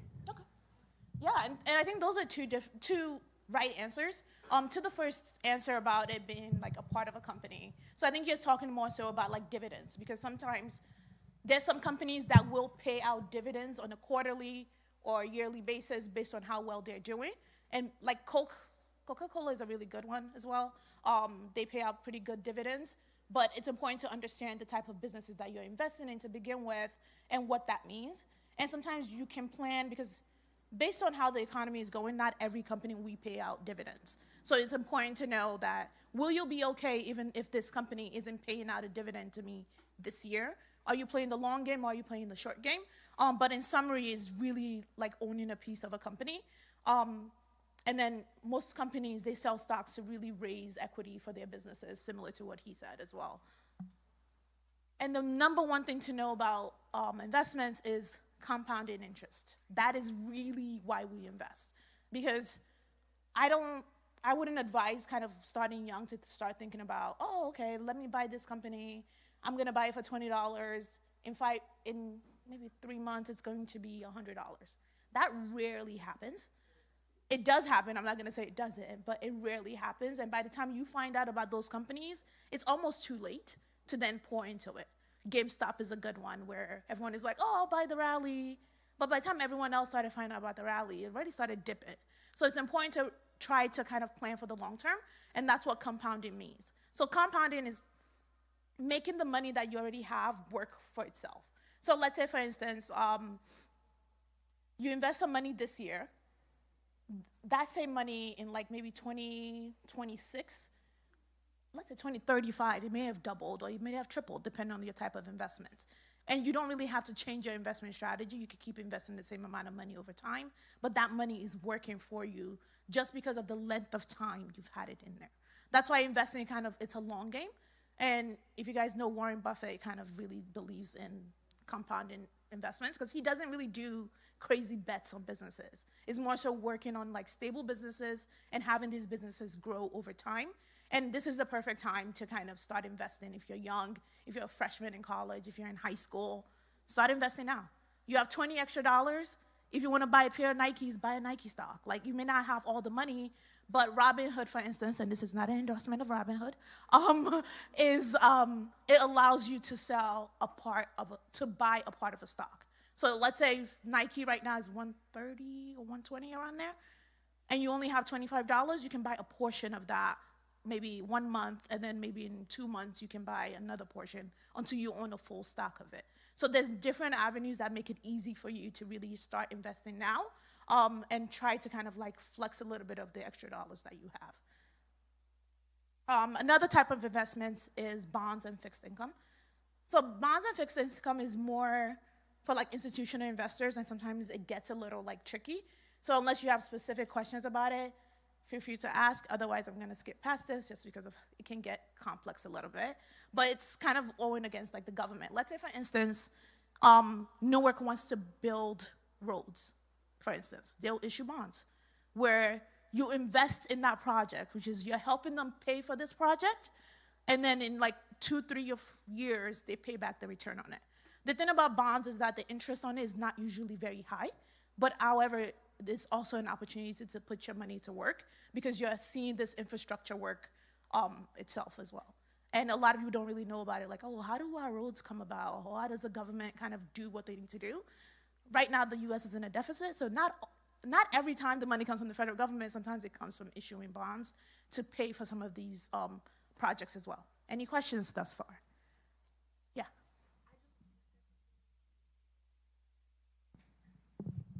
No, I just wanted to know the name of the thing where you can Robin Hood.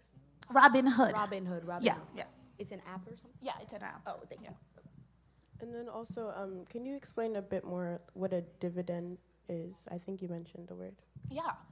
So dividends is what a company would pay out based on like their earnings report. So most companies will issue earnings every quarter, which is kind of like how are they doing, what is it looking like. Like NVIDIA is a good point if you guys know NVIDIA. I don't think they pay dividends, but usually older companies tend to pay dividends. These are stable companies, and over time, let's say they had a huge record profit in a year, they'll issue dividends to their stockholders. Based on the percentage of the stocks that you own, you'll get money back based on that. So there are kind of like, you can Google it, like what are the highest dividend paying stocks? And it'll give you a list of companies and you can invest based on that. Because generally, if you own those stocks, not only are you getting money based on how the stock is growing, but you're also getting money based on how much it's paying out every quarter as well. So that's something to also know about investments. Another thing that you can invest in is real estate. And I think this is generally a common thing that a lot of people invest in, just because owning a house is something that you can see, it's tangible.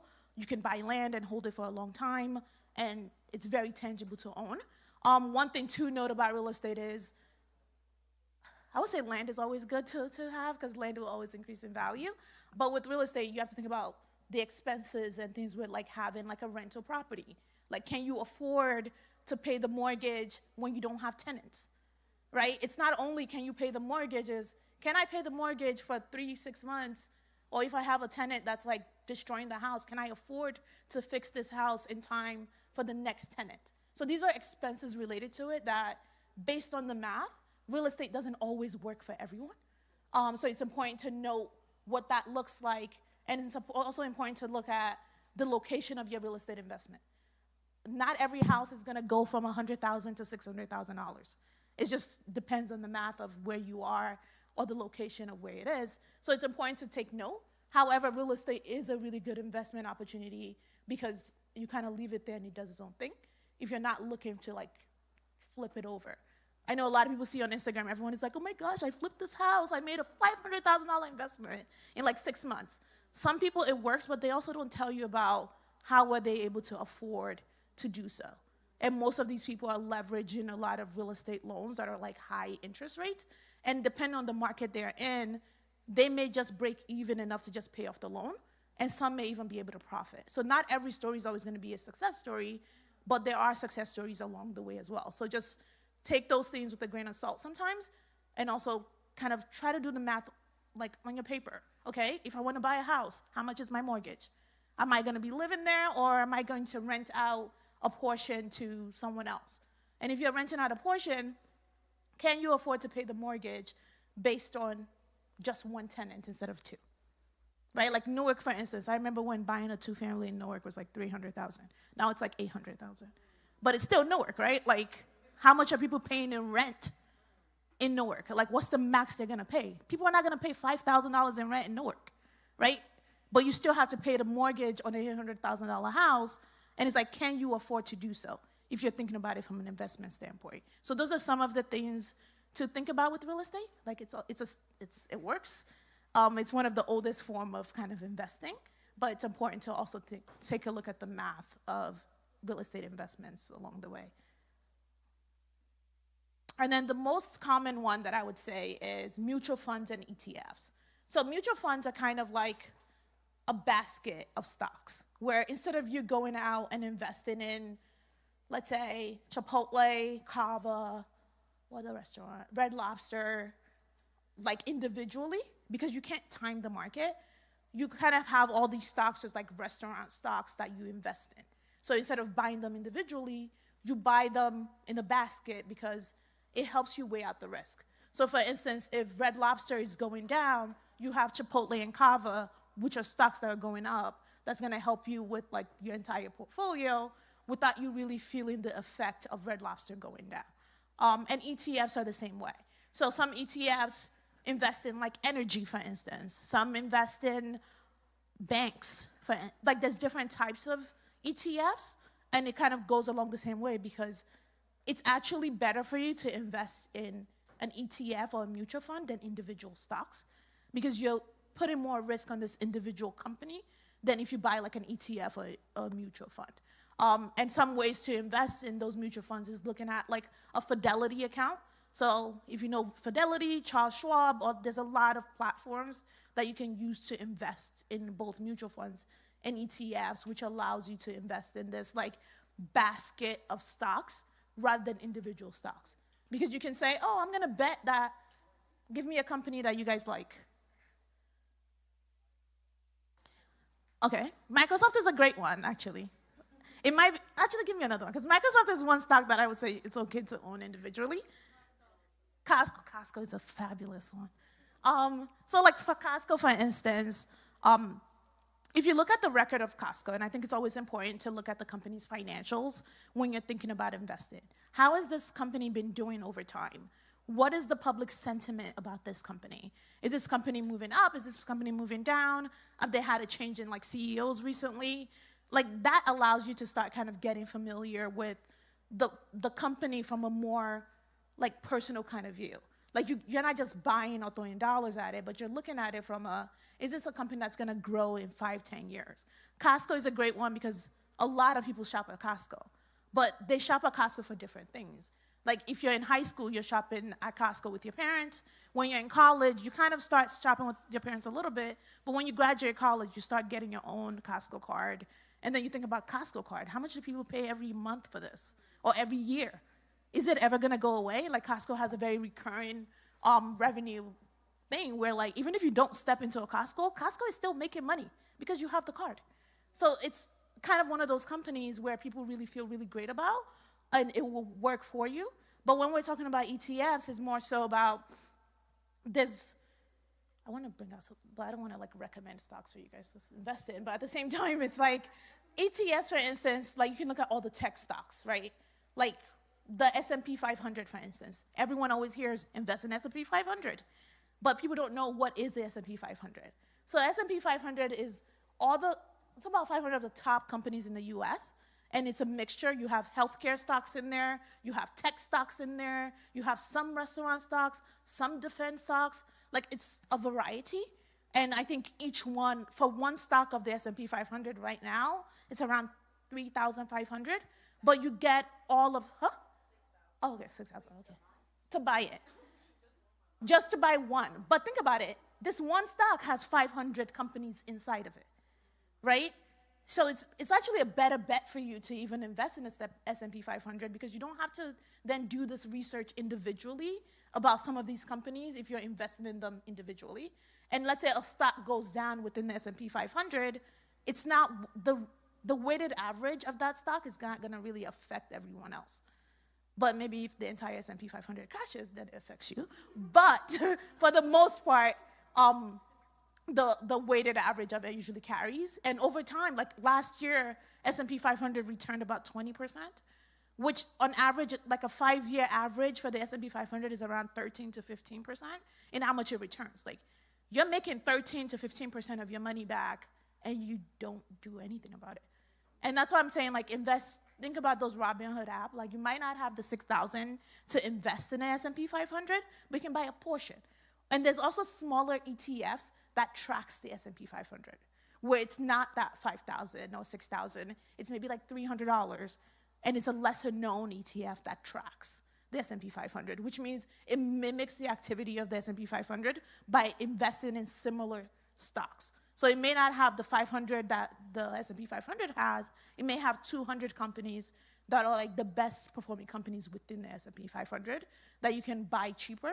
And then every month you can kind of have, what I do personally is I have like a Charles Schwab or like a Fidelity account where every month I know what amount I'm putting into my stock portfolio. And without me thinking, I think of it as like another savings account where it just automatically goes and it reinvests into these assets that I already own. So I don't have to think, and having ETFs allows you not to really think about, oh, how is Kava doing today? Kava is a really good stock, by the way. How is it doing today? Let me make sure I buy it, or like, let me see if I want to sell it, because you're playing the long game with some of the ETFs. Yes.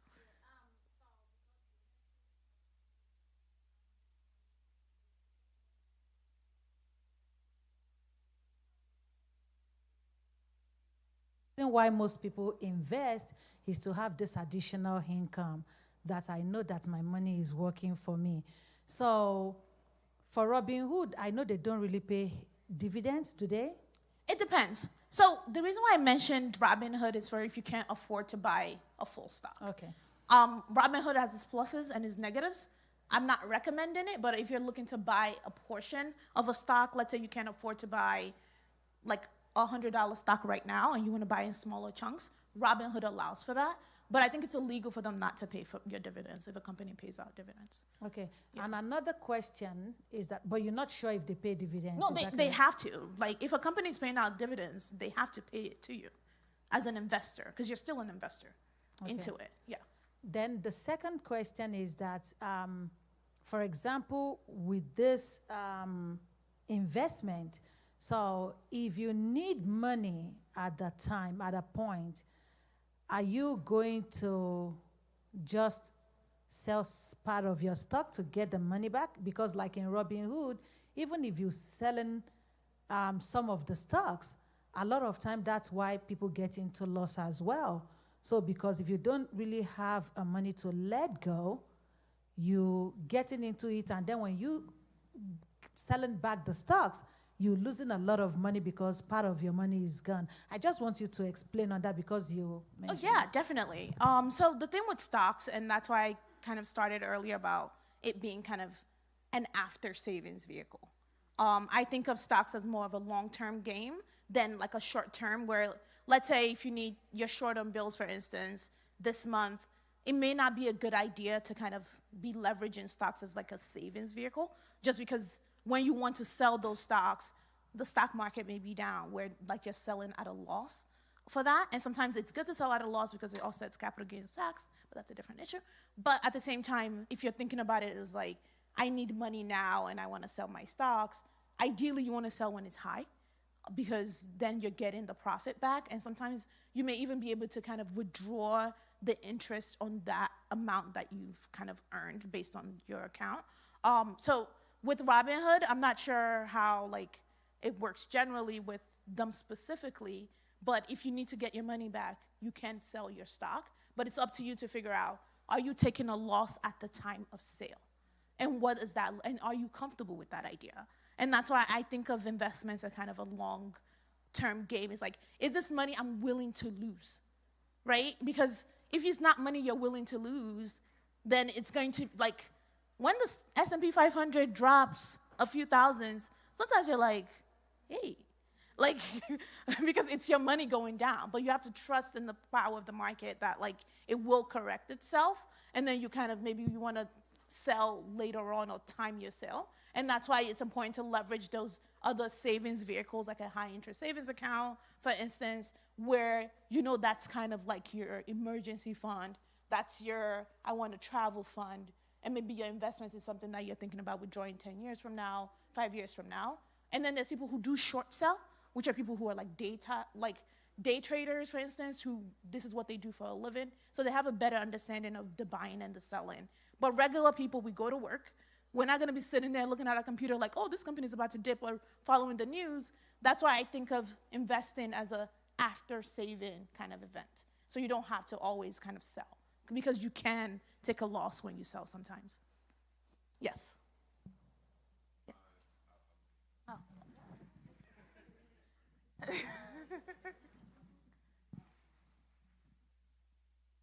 Thank you. So I have two questions. One is, what do you think about like the overvaluation of the S&P?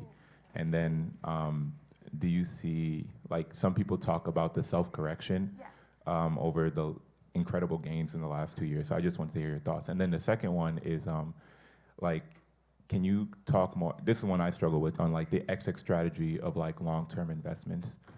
Those are two things that. Yeah, I think the first one, do I think it's overvalued? It's a tricky one, right? Because I think some companies are, and I think a lot of tech companies kind of benefited from when like the tech rally was happening. And right now we saw like a dip in the tech stocks last year, but with the new administration, a lot of tech stocks has been going up. But part of the S&P is also going down. Like healthcare is going down significantly right now because we have a new health secretary where we don't know where this guy is gonna go or like what is gonna happen with kind of research and drugs and things of that nature. So I don't think it's an overvaluation. I think it's about the market, how do I describe it? Like industry timing or industry events. Because things are always gonna move up and down. The valuations are gonna be, I don't know. Like tech is always overvalued to me, personally. Like I don't think Tesla should be where it is, but that's a different story. So yeah, I don't really have a good answer for that. So yeah. But the second question, can you repeat it? Exit strategy on long-term investments? Yeah. So the way I think about exit strategies for long-term investment specifically is, for instance, like I have nieces, right? Like they don't know about investing, but I have investment accounts for them, right? Because it's in 20 years, even if I put $20 every month into this, they'll see a gain because of compounding interest. And they can choose to sell at that time because that investment has been there for 20 years, right?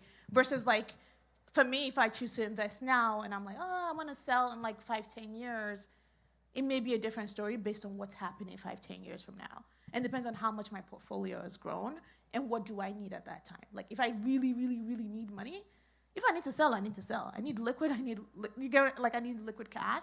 But I think it's important to weigh out the priorities first. Like sometimes is it easier to sell your stock depending on what the percentage is, or is it easier to borrow?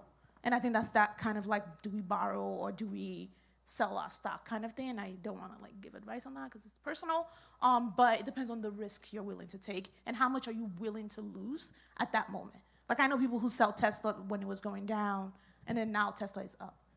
It happened. There's nothing you kind of chuck it to the game. But at the same time, it's important to kind of think about, okay, what do you want your money to do for you? Why are you invested in the first place, right? Are you investing because you want to buy a house 10 years from now? Are you investing because you want to buy a car? Are you investing because you're thinking about it as a generational wealth building activity? And I think based on the different whys of why you're investing, it will kind of help you make that decision on, are you ready to sell? When are you ready to sell? And the type of stocks you're invested in. Does that help you a little bit? Yeah. Okay, thanks. Yeah. Oh, wait 1 second, sorry, because I've heard from you a while. Yeah, time to go. Thank you so much. My question is about, I read somewhere that politicians outperform the S&P 500. Can you tell us about that? Okay. So this is a different issue, right? Because a lot of politicians sit on committees where they know what's going to happen. They sit on oversight committees. They sit, like Nancy Pelosi is a great one. And I follow some of her stocks because if Nancy is buying a stock, you should be buying a stock too. Because they have inside information on some of what's going to happen, especially like defense stocks right now. You see a lot of politicians buying defense stocks. And it's like, why are they buying it? And I think that's why it's important to also read the news. Like I'm a big believer in reading the newspaper when I wake up. But it's just something that I've always done because then it informs, like life informs your finance decisions of what's happening to your money. So right now with Trump's movements, we might be going to war or we might not. But what's happening is that a lot of politicians are invested in defense stocks. So it's like you start thinking, okay, maybe I should start moving my money into some defense stocks along the way because politicians usually know how to time it. But one thing politicians also are able to do is they know when to sell, which is information that we don't know as everyday people. So even though you're taking the risk of like investing and following their investments, when it's tanking, they already sold the day before. So you may get the end of it. So it's important to still be on top of things, but it's also the risk of investing at the same time. So it's always, that's why I like ETFs and not really going after what's trendy at the moment. Yeah. All right, thank you. go ahead. Okay. I'm wondering, so this is a lot of information. I mean, Yeah. like, that's a lot.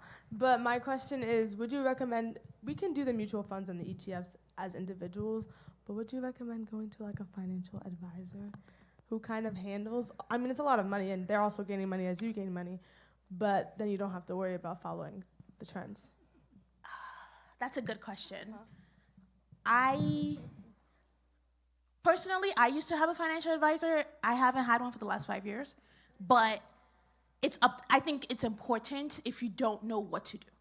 But you should also know they are taking a percentage of every money that you are making. So are you really making money at the end of the day?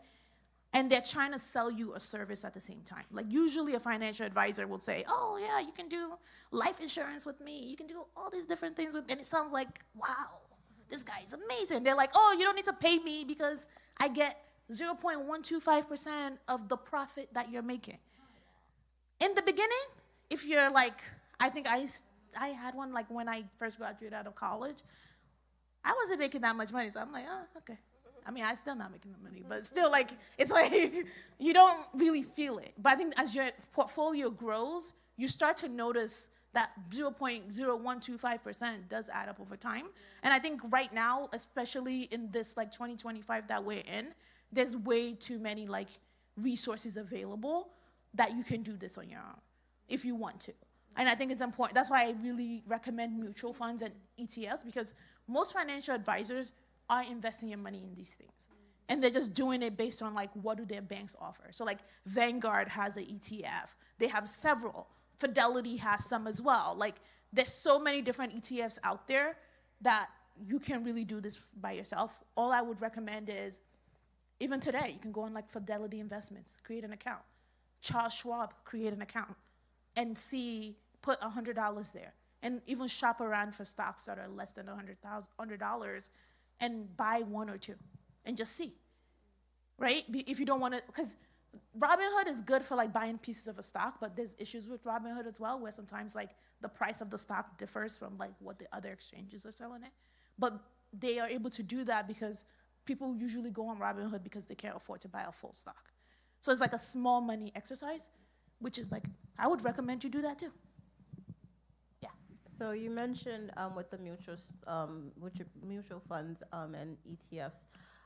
Can you touch on maximizing your 401k if you don't want to do this? Because I think a lot of them, being early in their careers, are not, you can do without them, having to do their daily investments. How do you maximize your 401k contribution and still be able to invest in these things? Yes, that's a very fantastic question. So the thing with 401k is, if your company has a match, take it.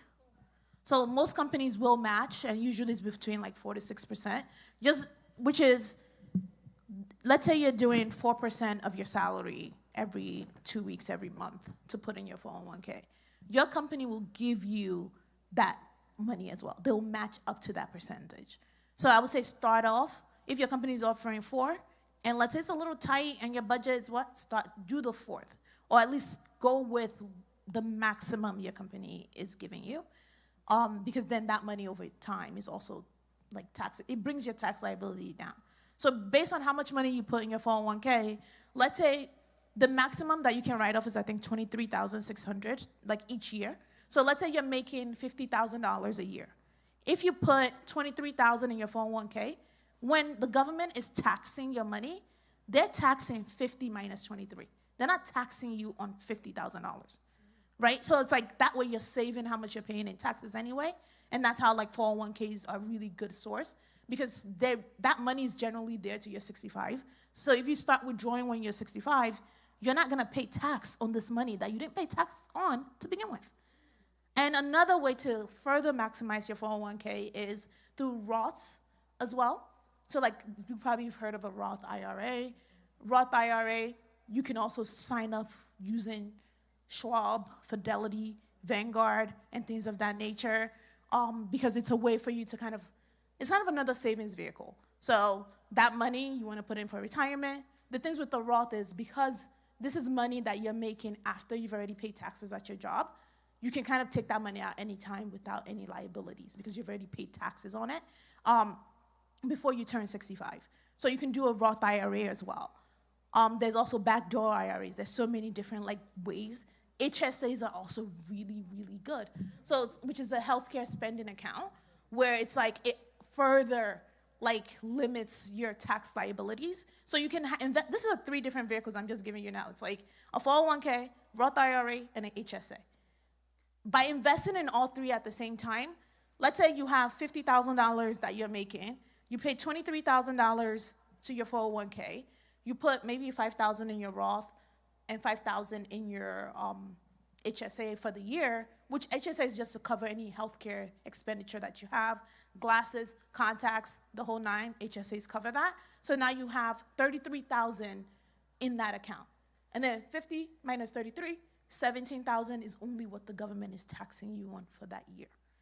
And it takes a little bit of discipline because you might be thinking, well, I can't really live on $17,000 a year, but that's why it's important to think about your savings and budgeting plan as well. It's what can you afford to do with that right now? HSAs don't really count because HSAs go into your medical and things you need along the year, but you're not paying taxes on that. So that's how you can kind of use those retirement vehicles to your advantage. Any questions on that? Yes. You actually answered 2 of my questions, great. so I'll just ask based on the 401k. So if 401k is one of the vehicles you're using now, some jobs, when you leave the job, you cannot take your 401k with you. So what would you say at that point? Do you understand the question? Yeah. Okay. So I know some jobs will have a vesting period where you can't take the money out until maybe it's been there for 3 years. It depends on the company. Most companies will. What you can do in that scenario is at your new job, see if they offer a 401k and call them and see if you can transfer 401 to 401k. If not, you can also cash it out. But if you deposit it into a new 401k within 60 days, there's usually no tax liability. But you have to make sure you deposit the money right away. After 60 days, you're getting taxed on that money that you're taking out because it's counted as additional income. Can you talk about the possibility of rolling that into an IRA instead? Yeah, definitely. That's also another vehicle as well. Take the money out, put it in an IRA. And one thing I will note about 401ks is it's important to be diligent about your 401k. Don't just let your company don't be a passive investor in your 401k. It's your money. Most companies will put your 401k in something that's safe, that's worked. But it's important to also identify what stocks or what ETFs or mutual funds you want your 401k in based on performance. And most jobs will give you an overview of how the different funds have been performing year to year. So you also have to think about, okay, where is my money, what is my money doing? And each year try to rebalance your 401k. So for instance, the stock you're investing in now, the mutual fund may not have done well, or it's not doing well. The next year you can also add or subtract other funds that you want to be invested in so that you're not just a passive thing. I read about people, when it's time to retire, they think their money is really doing a lot because they've been saving in a 401k, but because the money is being invested in a fund that's underperforming, they're not getting what they thought they would get. So it's also, you can't be a passive kind of operator of your own financial life. You have to be active as well. Yeah. Can I ask, what would your recommended frequency of review be? I would say yearly, just to be safe. Sometimes quarterly, it depends. It really depends on what you want. I think about my 401k as a long-term game. So it's right now there's some part that may not be doing well, and there's some parts that are doing well. But it's in terms of thinking about, okay, 10, 20 years from now, I trust in compounding interest that my money gonna be good. So, and I think that's the really important thing about investing is really compounding interest. And I think if your company has a 401k, don't leave money on the table, especially a company match. When do you know when to pull out of a 401k? No, out of these mutual, out of a stock or a bond? Why are you pulling out? If you want to sell, if it's it's up to you. So I can't tell you when. I think it's important to figure out the whys of your investing, right? So you can have different investment accounts where it's like similar to a savings account, like you mentioned earlier. Am I investing to buy a house? Am I investing for my kids to be rich for the rest of their lives? Am I investing for like to buy a car, right? Some people thinking that way. I know people who don't have savings accounts and put all their money into investments because they trust that the interest they're earning is better than like a high yield savings account, for instance. So it's really kind of like a personal decision. And I would say it's always the best idea to sell when the stock is still high, so you make your profit. But there are instances where you need money now, but the stock market is down, right? So it's about timing it to see when are you gonna like lose the most. It might be the year that like you make the most money. So if you sell your stocks at a loss, the capital gains tax will offset some of the earnings already. So you're not paying extra tax on a gain. So it might be that year that you make more money where by selling your stocks at a loss, it's helping you with your tax liabilities. So those are things to weigh. Yeah, you report everything.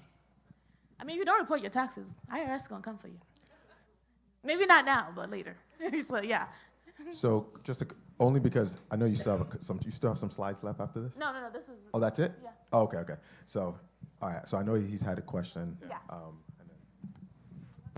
So, my question is, can you speak more on REITs as an investment vehicle compared to like traditional real estate? REITs, yeah, like. Oh, okay, REIT, perfect. Let's go to investment real estate. So, REITs are, instead of you owning real estate, you own stocks that follow real estate, right? REITs. So there are stocks, but REITs are kind of like, they're very real estate specific. And I would say it's always about performance. Like there was a time when REITs were doing amazingly well before COVID, right? And because a lot of REITs track commercial buildings and like companies that build commercial buildings, right? Post-COVID, people were not returning to the office. So a lot of these stocks went down. Like there's like Brookfield Asset Management where they manage a lot of like most buildings in New York that house offices. They control a lot of those companies. And post-COVID, they've still been recovering. But there's also companies like, what's that company? Cushfield, for instance, where they tend to own a lot of, they own a lot of like rentals. So for instance, if you notice, anywhere you go around New Jersey, where there used to be a mall, where there was anything, is becoming luxury apartments, right? A lot of these luxury apartments are companies and a lot of private equity companies who are investing in this as a source of, it's a vehicle. And they usually do so with REITs because they're able to raise money based on their investments and use people purchasing these REITs as money to invest and then buying land or developing some of these like buildings that you see as well. So there can be a good vehicle. I think it's just a little bit of knowledge about knowing about some of these companies individually. Like Simon's that used to own malls in America, they're not really doing as well as they used to in like 2010, for instance, when everyone was going to malls. No one is going to malls right now, so Simon's, their stocks is probably not doing well, and they may not be a good investment vehicle to follow. So I think it's with anything, do your research about the companies themselves. But REITs are great, depending. Yeah. Oh, I have a question. Can you speak more about the HSA? Yeah. Oh, yeah, sure. Yeah, sorry, we had similar questions. When you were talking about it being spent on medical stuff and stuff like that, what if you don't use it? Who keeps it? Like, how do you get it back? That's a really great question. And I think there's a limit. So it's usually like $5,000 a year from my understanding. And some of it sometimes rolls over, but they do give you a period in like the new year of how much, when you have to spend it by. So that's another thing about it. So So you may not spend it in the full year, but there's a limit on how much you can roll over. So that's why it's like, instead of maximizing your HSA, for instance, if you know your medical expense is not gonna be $5,000, maybe only put $2,500 there. I wear glasses. I know I'm always gonna buy new glasses every year. I wear contacts. I'm always gonna use that every year. I go to the dentist. I'm gonna pay a copay. I'm gonna do this. So like knowing kind of like your habits and how much does that time out to be every year can inform how much you're putting in your HSA. Roth IRAs, like those are maxed each year. Yeah. And I know each year it's different. Like Yeah. I know last year, 2024 was 7,000, and I yeah. think this year is also 7,000. Yeah, it's But I just want to know with, oh no, so I was just asking for the, so for this healthcare savings account, it's only I think for it's like 5,000. 5,000. I So it's think. only for medical bills. I can't use it. No, you for- can use it for supplies as well. So some things like, if you go into like a Walgreens, some things are they have HSA there, where you can use it towards your HSA spending. So like these things are there. It's just like you have to know about it. So it can be like medical supplies, it can be visits, it can be like your vitamins, depending on the brand, because not every brand is applied to be HSA approved. And like, oh, sorry. Cause like cause like I have a Roth, right? So I know with my Roth, I invest in the S&P 500 with that. Can I do that also with the HSA, or is that like how would that build money? Like you get me? Yeah, so I think of HSA as not more so as building money, but a way to kind of bypass taxes. Oh, okay. I thought. Sorry. I thought you meant it was one of the vehicles of like 401 Roth. Yeah. But technically, you have to spend it, right? Either you have to spend I would like to take that on. So you can, to her point, you can use it as a vehicle for health-related expenses. But for me, for example, I, like her, I don't have my glasses on, but I wear glasses. I buy all of those things. Where I differ is I keep all my receipts and I scan them because I don't really need the money right now, right? So I've decided that instead, because in comparison to a FSA, which expires at the end of the year, whether you use it or you either use it or lose it, a HSA is different. You don't lose that money, it's yours, but I'm not gonna have that money sitting around. So what I've done is, to her point from earlier, is I've decided that I will still buy stocks with those. Now that's play money for me. So when I want to buy individual companies, that's where I do it instead of doing that in my individual stock brokerage account or my 401k. So you have those options. It's just educating yourself on what's feasible for you and what is beneficial for you. But you can do the medical, whatever you need to. So what if I don't have any medical to use it for? So Then invest it. Yeah. It's a tax write-off. It's just there. So why not just play around? So, And sorry, go ahead. I just wanted to ask, because like the three things that you mentioned at the beginning, Roth IRA, HSA, and 401k, those are ways to avoid being taxed, essentially. and it's also a way to grow your money. as Right, well. right, right, right. Yeah. Of course, that's the main thing. But Yeah. that helps, like, because that portion that you invest is not Tax. taxable. Yeah, IRA is after tax. Yeah. yeah. But that money that you put into it, though, is not taxed. Yeah. So it's not like your Roth IRA, you don't write it off at the end of the year. But your 401k does. Right. So but your IRA at the same time, by saving in your IRA, your money is growing over time. And by the time you take it out, you don't have to pay taxes because this is post-earning. Right. Exactly. So depending on your company, some companies have a before-tax IRA, a post-tax IRA. So these are also different saving vehicles that you can use to invest your money along the way and build generational wealth, I guess. But if you take 401k out, you end up to pay the tax if you don't pay the 401k back in there. Before you're 65, yeah. Yeah. Any other questions? I'll just go to the questions. Questions? So I wanted to give you guys kind of like an overview of how to think about your money and also how to think about investing. Yeah.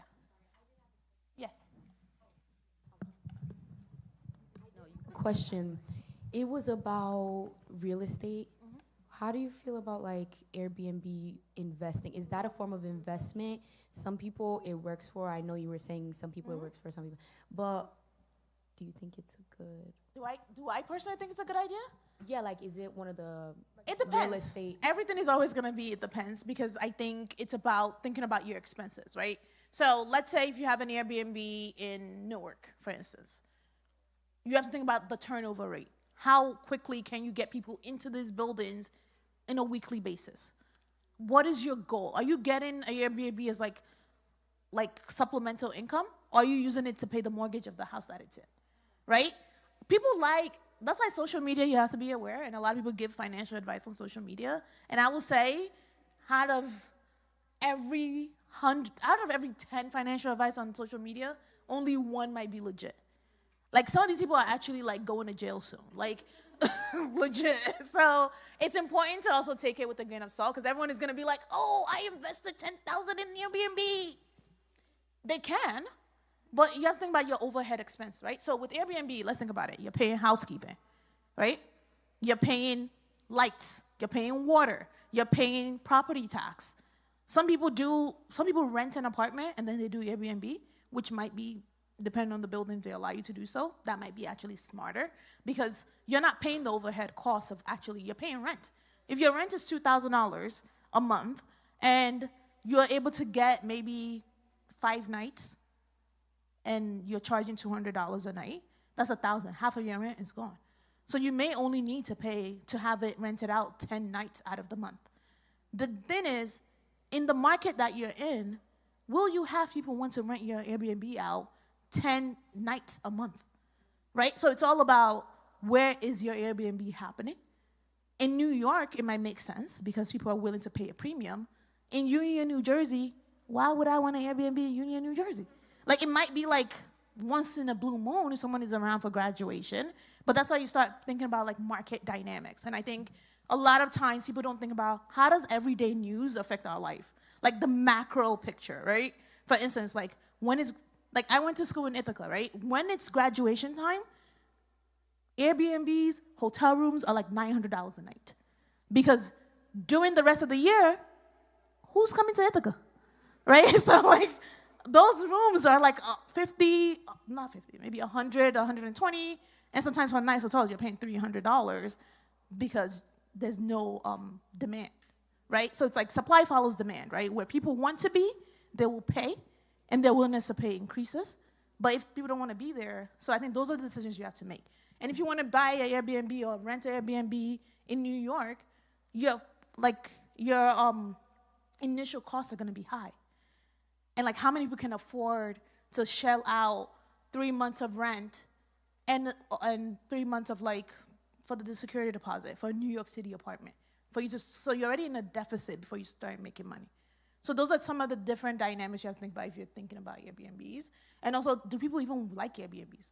I personally don't, because I'm not cleaning up this house unless I'm in a villa somewhere. But like, that's where I'm with a group of people. But personally, I'll stay at a hotel where I get room service, I get towels every day, and someone is cleaning every day. So you have to think about that dynamic for where you are and what you're thinking of doing. Yeah. Like, is it advisable like to just put the house on rent than using it to do Airbnb? It depends. The answer is always going to be it depends based on the market, right? The good thing, I can be very risk averse sometimes. So sometimes renting, you're not doing anything. The money is coming to you. Airbnbs, you might get someone who's drunk one night and they mess up your entire house, right? And it's like, do you have, and people litigate with Airbnb a lot because they want Airbnb to pay for the damages. Sometimes Airbnb pays, sometimes they don't, right? So those are some of the risks you have to think about. And then when you're thinking about how much do you need to make a month, I always think about it in a reverse way, right? How much do I need to make a month to cover my expenses for this Airbnb? Can I fill in seats or fill in people per night that want to stay here for whatever amount? What does competition look like in the area? If there's 10 other Airbnbs around you, why are people going to stay near you, right? But you also think about like that. That's why you have to kind of do the analysis on a side by side. Where renting, you might have one tenant there they're at least going to be there for a year, right? The lease is going to renew every year, but you know you have guaranteed income for a year. They might get on your nerves, but they still pay. And then there are ways to kind of litigate against them in like small claims court if they don't pay rent. You can ruin their credit if they don't pay you. Like, there's consequences for their actions. Versus like you get an Airbnb. If I want to destroy your house and you never see me again, who you gonna fight? Like the money is not gonna. So it really depends. That's why I'm saying it depends. Because if you're in Jersey City where you have a hot real estate market, people are constantly visiting, it might make sense to do an Airbnb, or it might not, just based on the location. So yeah, hope that helps. Any other questions? Awesome. Yeah. Oh.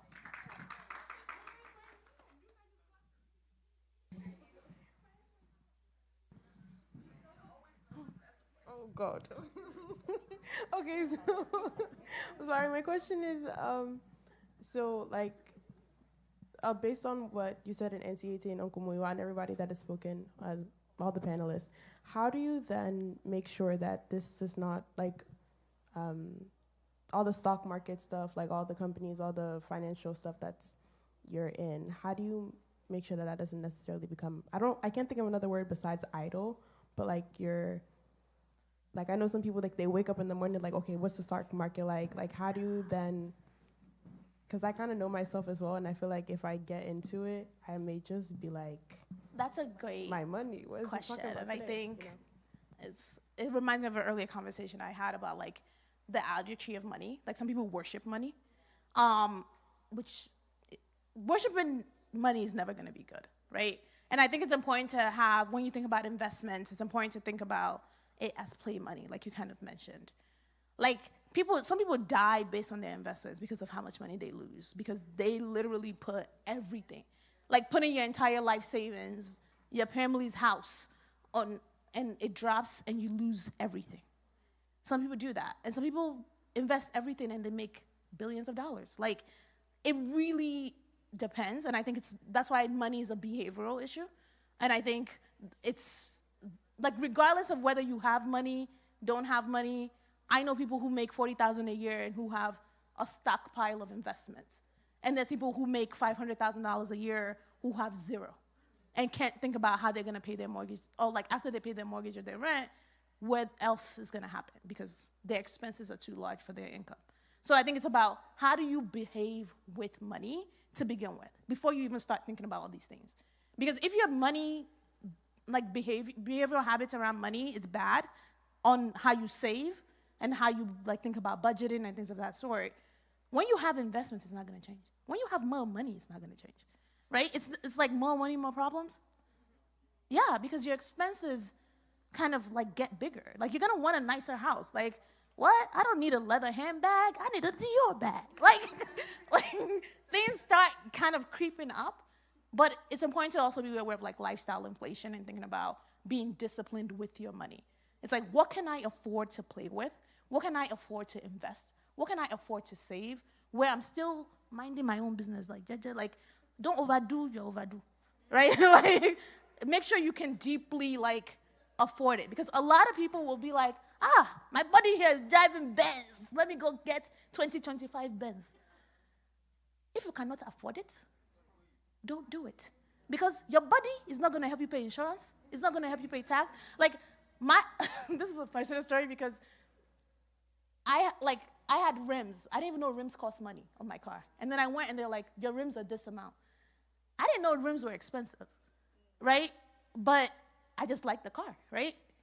And then I found out one rim, it cost a lot of money. And I was like, oh, this is not an expense I was budgeting for, but because like I know my due, and I know what I'm able to do, I'll find alternatives on how to fix it, but at the same time, it's kind of thinking about those things. It's like, can you afford surprise events that happen? That's why, like, with real estate, everyone is gonna be like, oh, I make this much money from my tenant. But when your tenant leaves, or can you afford to pay mortgage on it for the 5 months before you get a new tenant? Airbnbs, people always gonna tell you their highs, but you have to also, because they're not telling you the lows doesn't mean you shouldn't. I'm not gonna tell you my low. Who are you, right?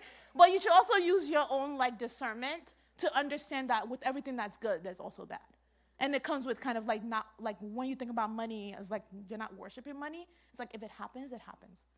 I like reading like stock news every day, like every morning generally. Like I'll read like Wall Street Journal, Financial Times, just because it's something I've always done. But that doesn't mean I'm gonna go like start selling my stocks because of like Trump wants to bomb somewhere. Like it depends, right? Even with the like panic of the like financial crisis in '08, I know people were like, oh, everything is going down, I'm gonna sell. Some people it works for them, but if I forgot to sell the day before it went down, I'm just like, I check it. Like it really, that's what I'm saying. It depends on like your own tolerance for money. Like, are you risk averse? Do you believe in risky things? And that's why I really believe in mutual funds and ETFs as like investment vehicles, because they will tank, but they will come back up. So that's the way I hope that helps a little bit. But yeah.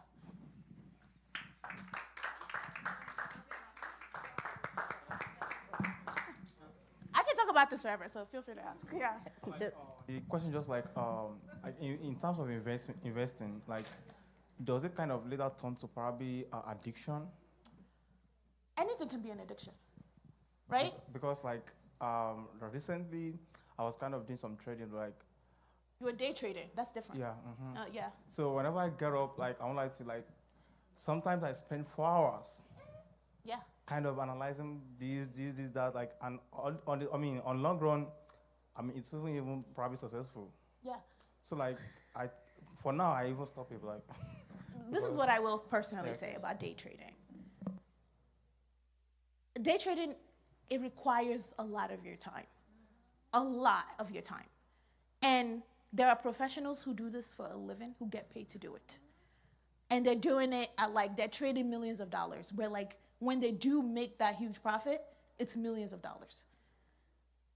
For me, personally, because I don't like that kind of stress, I wouldn't do it with my money personally, just because I'm not investing millions of dollars on an everyday basis for me to even see the return. Like 10% on, let's say I invest 1,000.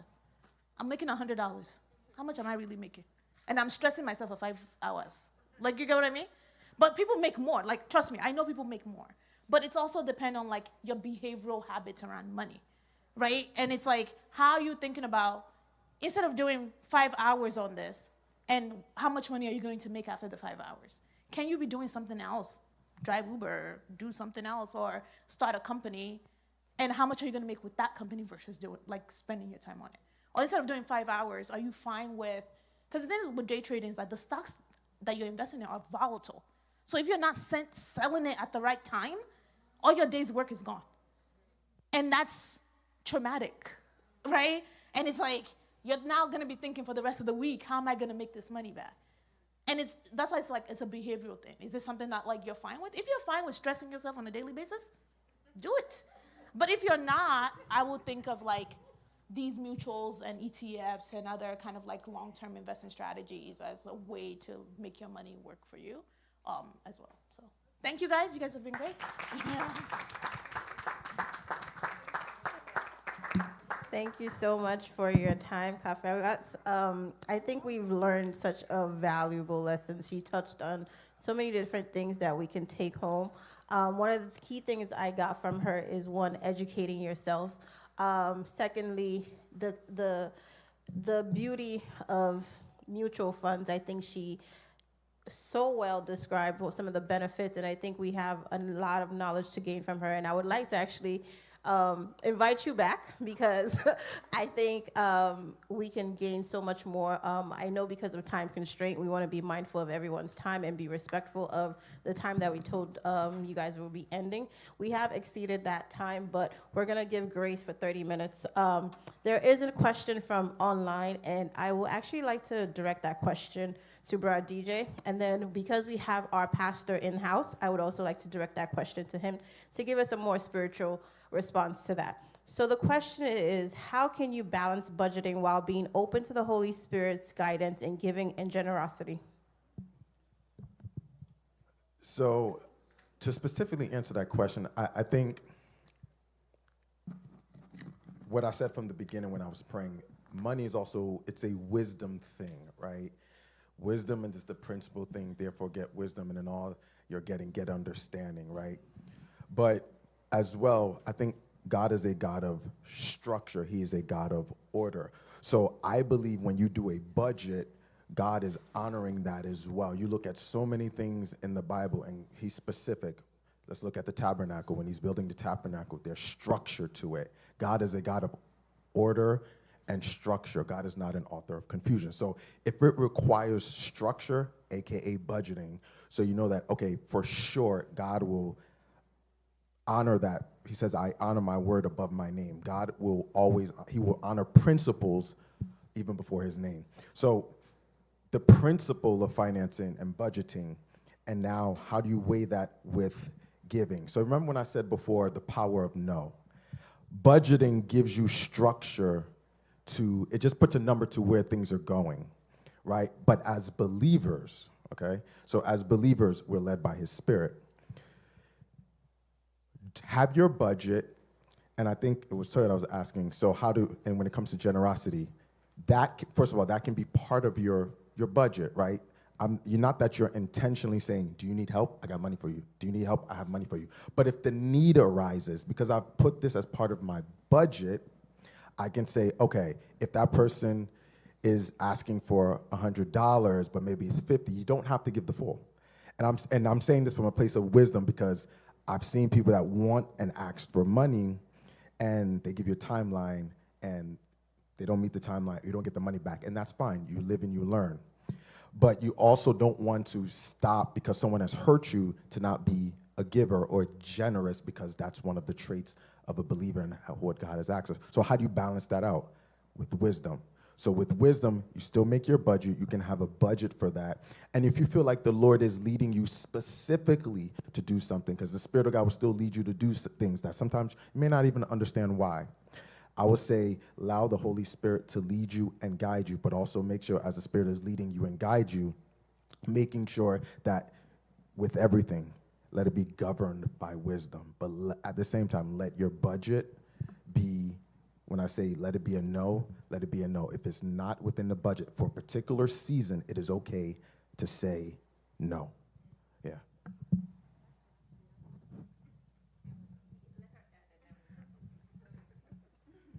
I'm sorry, I just want to add to the answer. Because this is one of the things that I struggle with as a person. And because I like to give, I don't know how to demarcate or how to draw a line to say, this is where it is.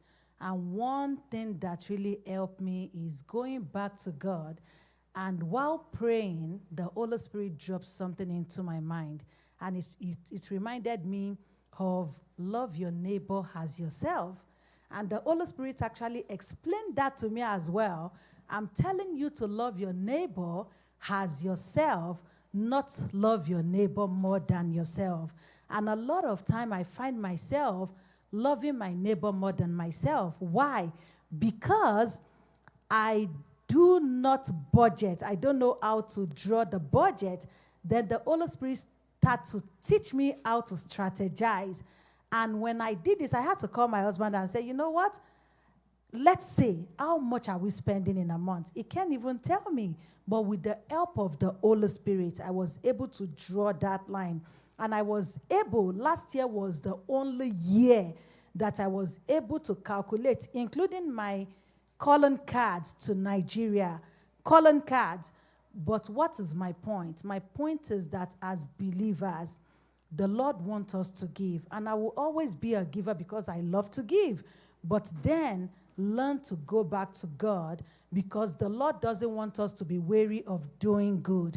But in doing good, you want to learn to know that I cannot help other people if I cannot help myself.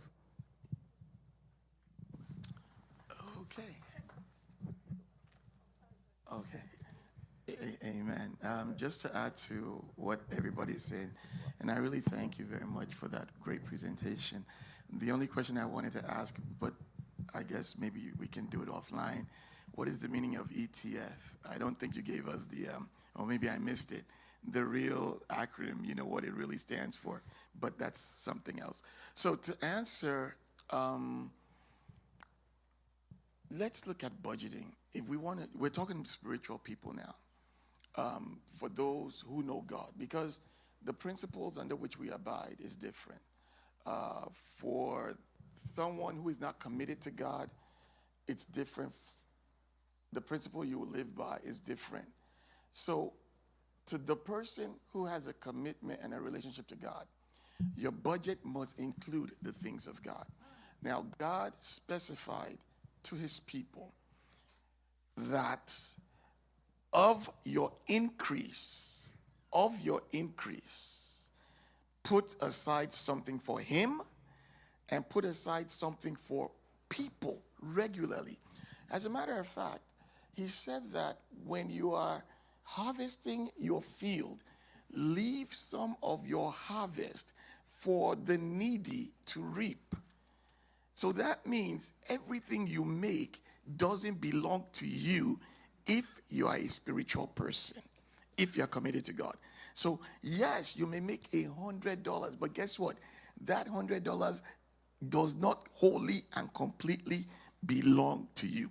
And if you spend that $100 as a committed person, you are now making room for what we call the devourer to take place. Even if you are supposed to help somebody and you don't help that person, that is a legitimate right for things that should not happen to happen.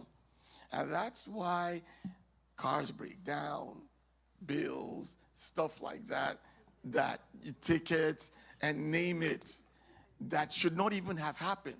Why? Because as someone who is committed to the principles of Scripture, you are not fully in obedience to it. So I just want to say that. So among our budget, for those who are spiritual, you need to have a category for God, a category for others, a category for yourself, a category for the government, if government takes it whether you like it or not anyway. But still, it's the same principle. Now, if I may add to this, you don't expect to get rich, because some people think giving, tithing, and all of that is the source of riches. Biblically, that is not true. Investment, as we're hearing, is the source of riches. All the other things we're doing is commitment, and it's having God to be able to do some things for us, including blessing. I don't want to go too much into it. But if you look at the people in scriptures that were rich, that were exceedingly rich and blessed, it came from investment and business, especially business. It might not be long-term investment. It could be business, like everything we were talking about, starting from Abraham, starting from Isaac. And what they did was to do or to invest in things that was not common. And if you look and study today, people who are trying to bring solution or solve issues of the common masses, they are the ones that really hit the jackpot. They're the ones that become rich. Look at Isaac. In the desert, chapter 26 of the book of Genesis, the Bible says Isaac went and started to dig wells, which his father also did. Why? In the desert, there's no water. Imagine if you had a well of water, people will come to you, and lo and behold, he's not going to be selling it free. He's going to be charging for it. The Bible says in the time of famine, do you know why Isaac was blessed? I mean, think about it, chapter 26. Why was he blessed? In the time of famine, when everybody did not have anything, the Bible says Isaac sowed in the land, he reaped 100-fold. What happened? People came and they were buying, people that had nothing. And if you read it, and the Bible says he was blessed in that same year. It didn't come from heaven. It came from business. So when we're thinking, and it's sad that when we don't, because some people, they don't believe that you need to work, labor, or invest. They just think that coming, paying tithe, giving offering is what blesses a person. That has its role, that has its goal, but that is not the real thought. The Bible says in the book of Thessalonians, I think it's 1 Thessalonians chapter 5, says, he that stole, let him steal no more, but let him work with his hand so that he will have to give. See what he will have. You work with your hands to give. The Bible says, he that is lazy will fall to penury. But says, see a man diligent in his ways, that man will stand before king. So diligence, hard work, labor is important. And when we say hard work, also with the mind too. It's not all this labor. If you can use your mind, it's also good. But I'm going to end there. So regarding budgeting, as a committed individual, If you know God, you have a relationship with God, understand your budget must include a column for God, a column for people, a column for the government, a column for yourself, whether you save, and then a column for your business, your bills. That should be how I think it's. And by God's grace, anyway, the Lord will help us. I don't want to go too much into. God bless. And I appreciate all the learnings, all the presentations, everything that has been done tonight. And I just hope that everybody here will practice all that we have learned. And thank you once again. God bless you. I think we had one more comment to that, so please go ahead. Yes, of course. Thank you so much. My comment is related to what you said, and thank you so much for your thoughts. I think they're spot on. On budgeting and financial security, I think the objective is really to free up your time in a way that you are able to do other things. In today's society, you have a lot of people that need to take up more than one job just to live and get by. And what that does is it takes you away from a lot of the things that matter. So some people are not able to come to church as often as they'd like to come. Some people are not able to evangelize.